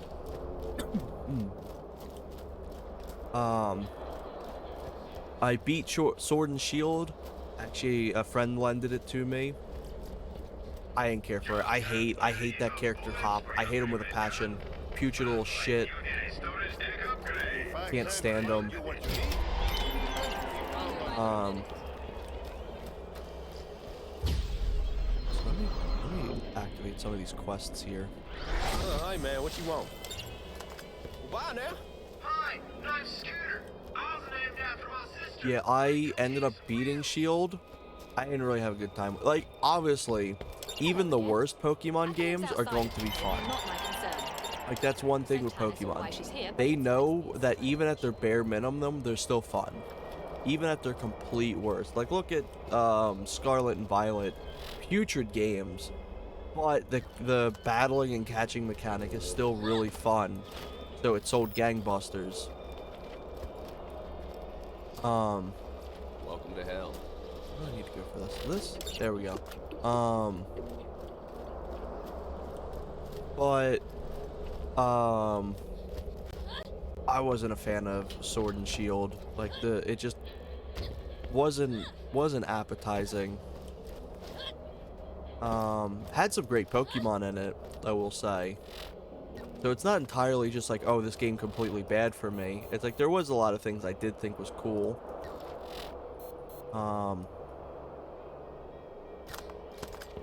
But just wasn't for me. And then I replayed the or played the Brilliant Diamond. For a part of me wants to say it's better than Diamond and Pearl, but like a remake honestly should be better than Diamond and Pearl. Not art style wise. The art style is pretty terrible. But it at least improved on some things, and I did like the underground in Brilliant Diamond. I don't think it's ever going to be a game I ever go back to. I'd much rather go back to just Diamond and Pearl instead. Yeah, so you want to know a fun fact? The Brilliant Diamond and Shining Pearl is such a wet fart of a remake. It actually runs on the same engine as the original Diamond and Pearl. It's so faithful to the engine that you can do the exact same bugs that you could do in Diamond and Pearl on it. The only things I think you can't do is the render, like the render glitch, where if you move fast enough, you actually make the game load the wrong chunks. I'm pretty sure that's been removed from the game. I'd hope it is. Yeah, it was the exact same. Like, obviously, it's not the one-to-one engine. It was moved to another engine. I think it was actually on Unity. I'm pretty sure that engine is, like, directly using Unity or some shit. But they like, essentially reverse ported the game from the original engine to whatever engine they decide to use afterwards.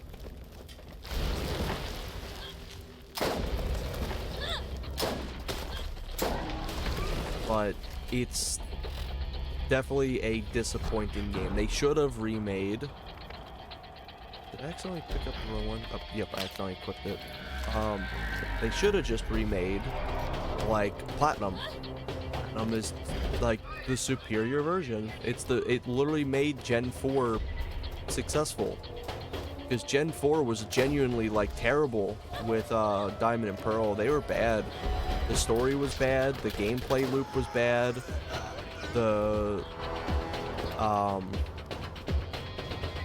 Dex was really bad for Gen 4. The Pokemon are phenomenal. That's like my favorite Generation 4 Pokemon itself.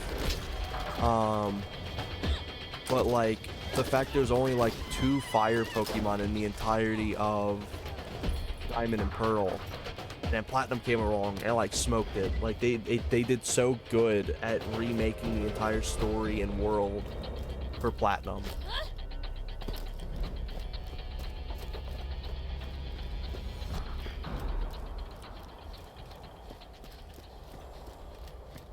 They didn't give you access to a Pokemon early enough to help you get in the journey twice. Yeah, like X and Y. X and Y, you can actually just make your entire way through X and Y with only Pokemon they give you. They get your starter, obviously, but then you get a Mega Stone for a Gen 1 Pokemon and a Gen 1 starter. You get a Mega Lucario. And there's like a bunch of other Pokemon I think you get for free too.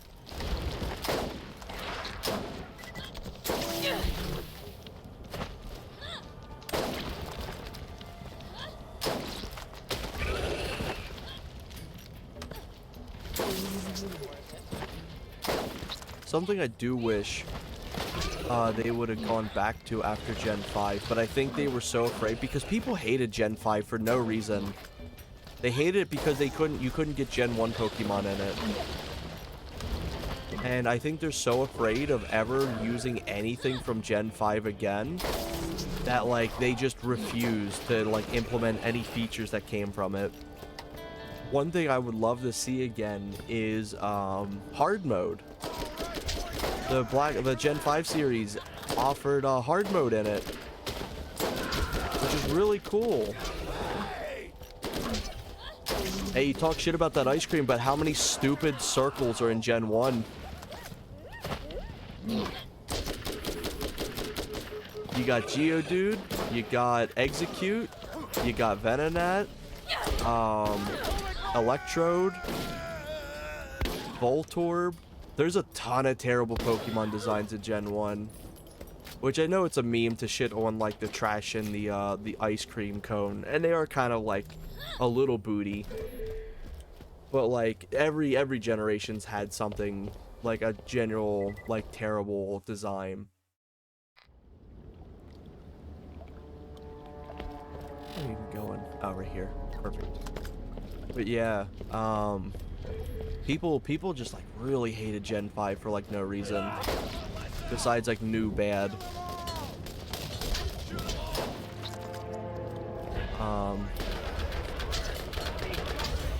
But because it was so panned, they've just never gone back to anything Gen 5.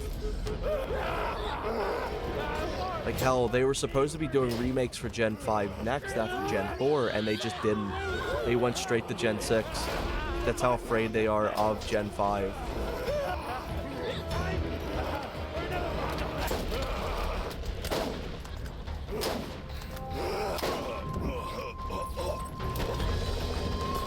There was definitely issues with Gen 5 though. It wasn't entirely perfect, but it was really good. If you want to know a fun fact as well,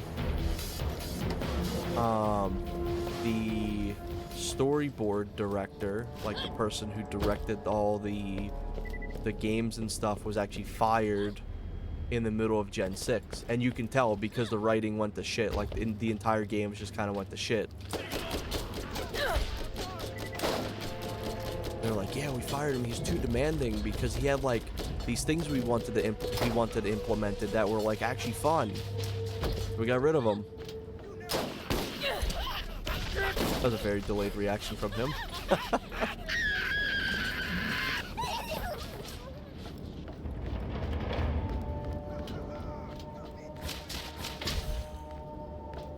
not even sure what they could even name Black and White.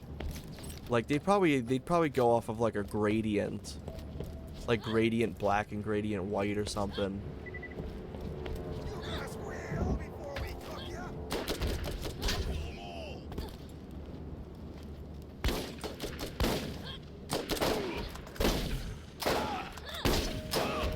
But it's like you can tell how much they were trying to branch away from the old Pokemon style with Black and White. Because for the most part, games in the series always try to stick with that same red and blue color scheme. So you got red and blue, and then your side games you got like yellow. Gold and silver was trying to be like an upgrade, so it makes sense why they would name it more like a gold and silver. You got crystal as its side, and then they kind of like went back on like, oh shit, let's just do ruby and sapphire. It's just red and blue. And then you got green for emerald, and then diamond and pearl is just essentially red and blue. It's pink and blue. And then they were like, well, let's truly make something different, and they just did black and white. Just even in the name, it's just a giant what am I doing here? Even in just the name, they were trying to change up the formula.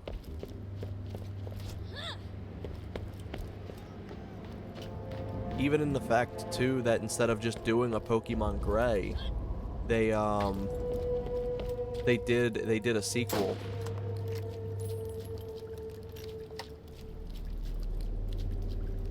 Yeah.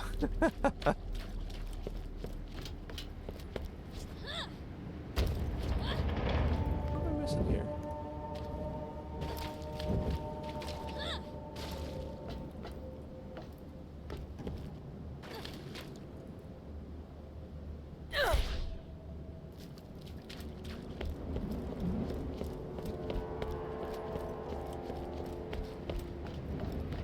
Maybe I gotta find it.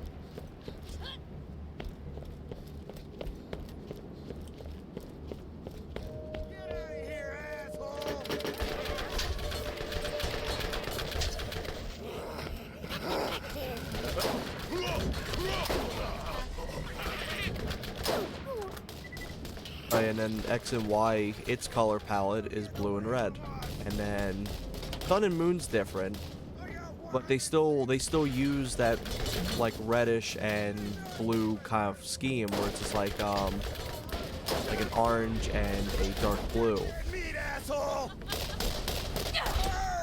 And then Sword and Shield's also red and blue. Scarlet and Violet's also red and blue. So they always try to stay with the same formula. Ooh, that's gonna be a lot of explosions.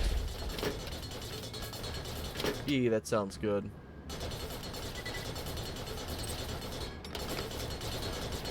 Hopefully you have a good morning, or a good rest of your morning. I've got probably another, like, oh wow, I'm already 2 hours into this, damn. I'll probably give it another, like, half an hour to an hour or so. And then I gotta start heading out for my work as well.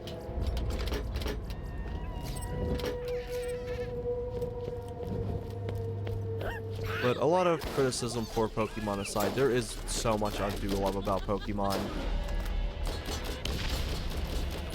I'm glad that they're finally getting around to doing like a like, yeah, there's very obvious competitive sides and casual sides, and I'm glad they're kind of like tackling both, because they got like that new Pokemon game that is just essentially just competitive Pokemon, the game. I think there was another barrel that got me. I don't even know where this guy's at. I'm probably gonna die here. Oh, I see him. Dead.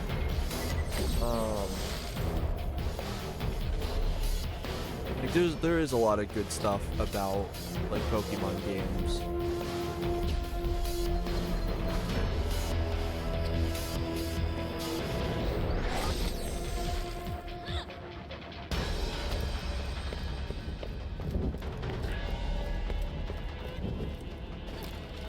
My favorite aspect of Pokemon games, though, isn't the battling.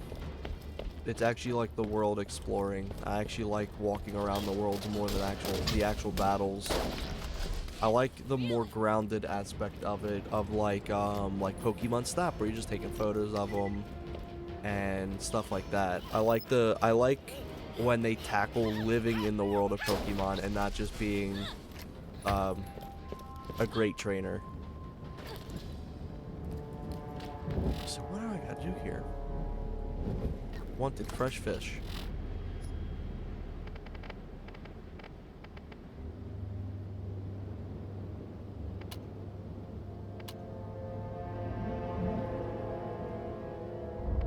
Oh my god.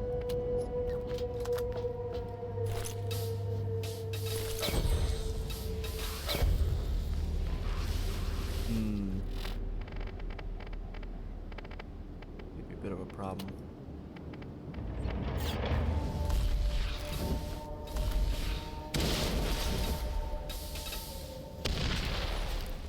There we go. Just gotta unequip my grenade.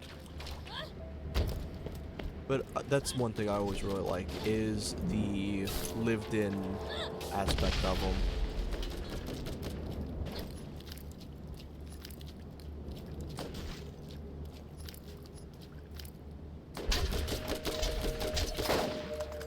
There we go.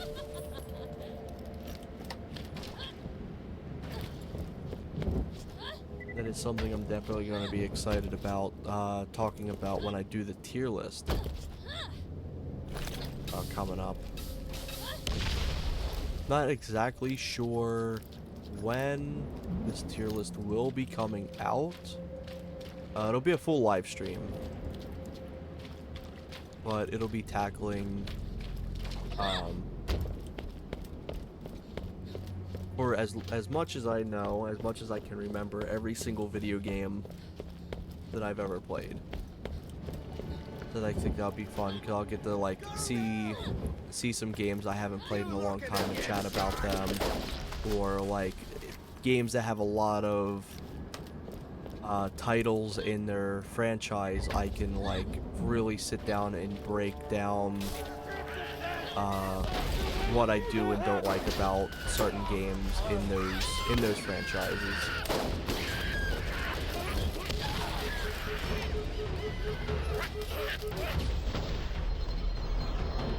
think that's a rocket that just went off.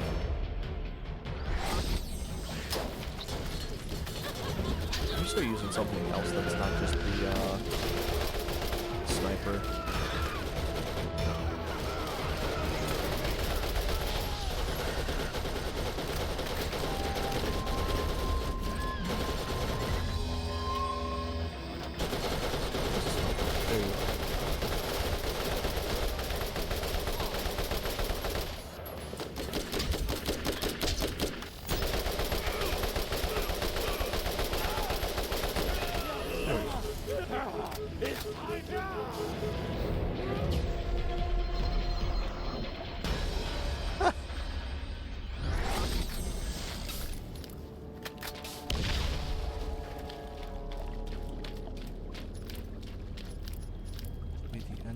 This quest just about, I think.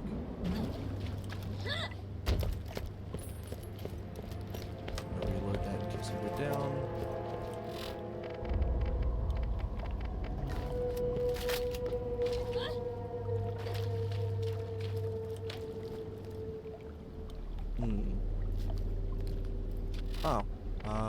Can I use any explosive? Again.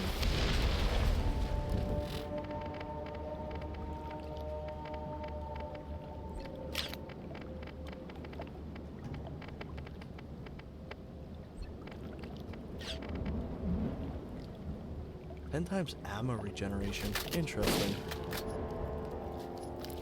Kill him! Kill him now!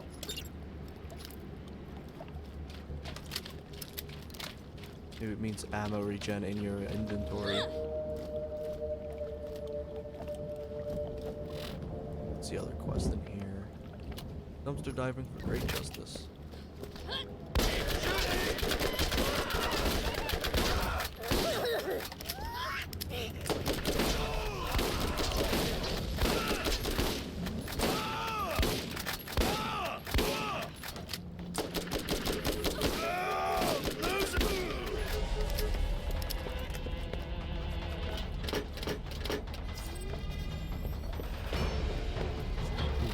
Use one of my med kits. One thing, if I could retroactively request ever got changed about Borderlands 1, would be having your own. That's gonna explode on me. Having your own inventory for med kits that doesn't take up space for your ammo, or not your ammo, your weapons.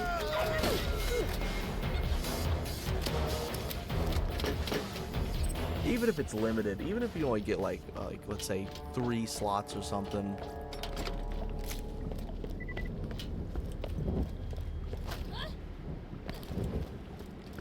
Should explode.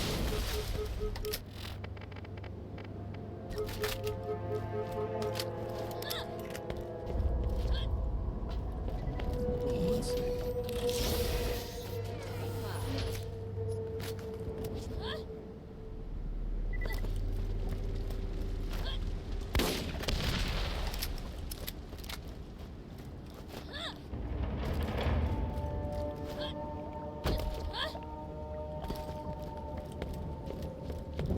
Ooh, shop here, perfect.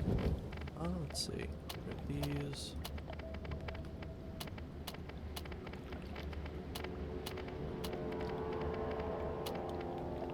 Oh, that's fairly weak. Let me get rid of that.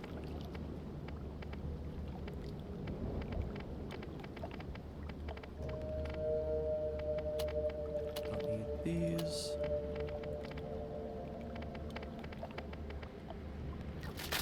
Your grenades should do more than just explode. Customize your grenades with a new mod today. Let me do one thing real quick. Going to window tab out of this.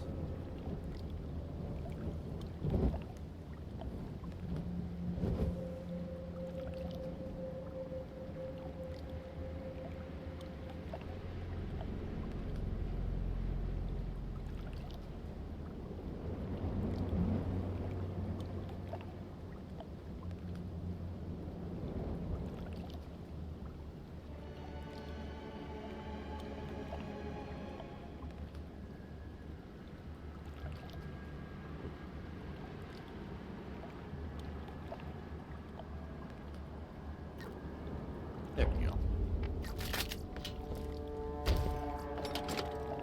It's easier for me to close out of my my desktop source when I tab out of the game, since it's forced full screen. You're not able to move your mouse outside of it without it completely closing down, or tabbing out, I should say.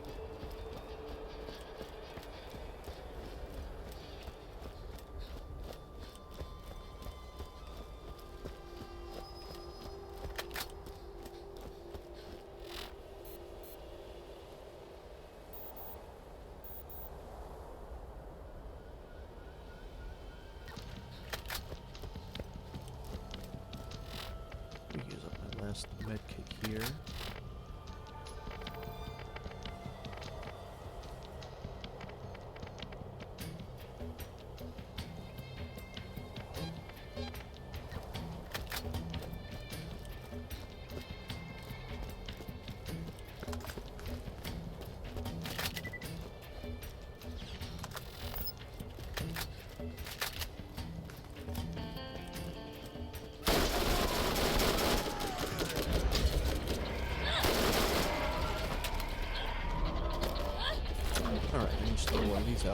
Give me some free healing this way.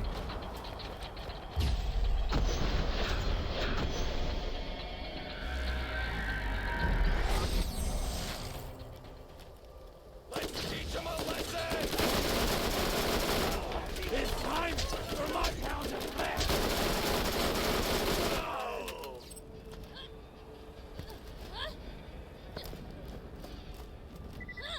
Are you about ready to get rolling?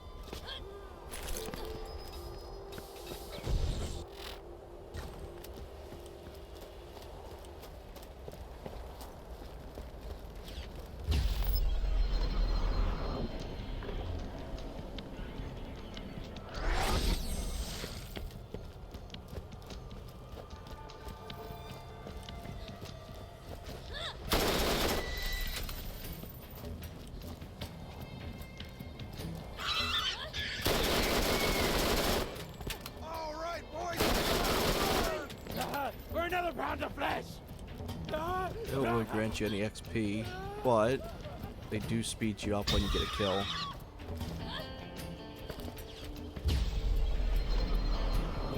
Quite useful for me.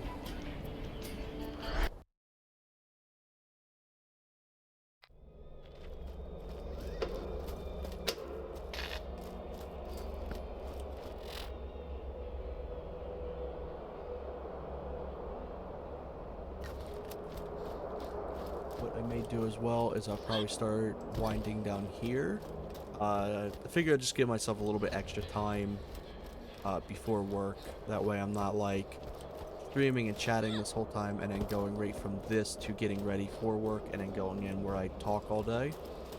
So I'll probably finish out this little thing. Let's see.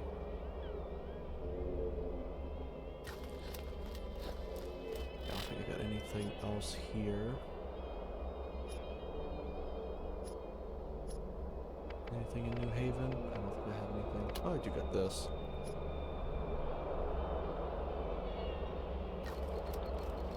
I may leave myself for that for next time. Something easy to start off the stream with. Vladov has your needs covered. But yeah, this was a nice little bit of progress. Even if it wasn't too much that had gone on, at least we got rid of that one boss and did a bunch of other quests and everything like that. So we're getting close. We're getting close to the end of the game, I think. I'm pretty sure we're actually getting close to it. So on that note, I think I'll call it here. I appreciate you all for tuning in. Thank you very much as always, like everyone who does tune in to these streams and the VODs. I appreciate you dearly. And on that note, I will see y'all sometime in the future. And y'all take care. Bye-bye. My end screen thing doesn't work. Alright, let me tab out of this again. There we go. See ya.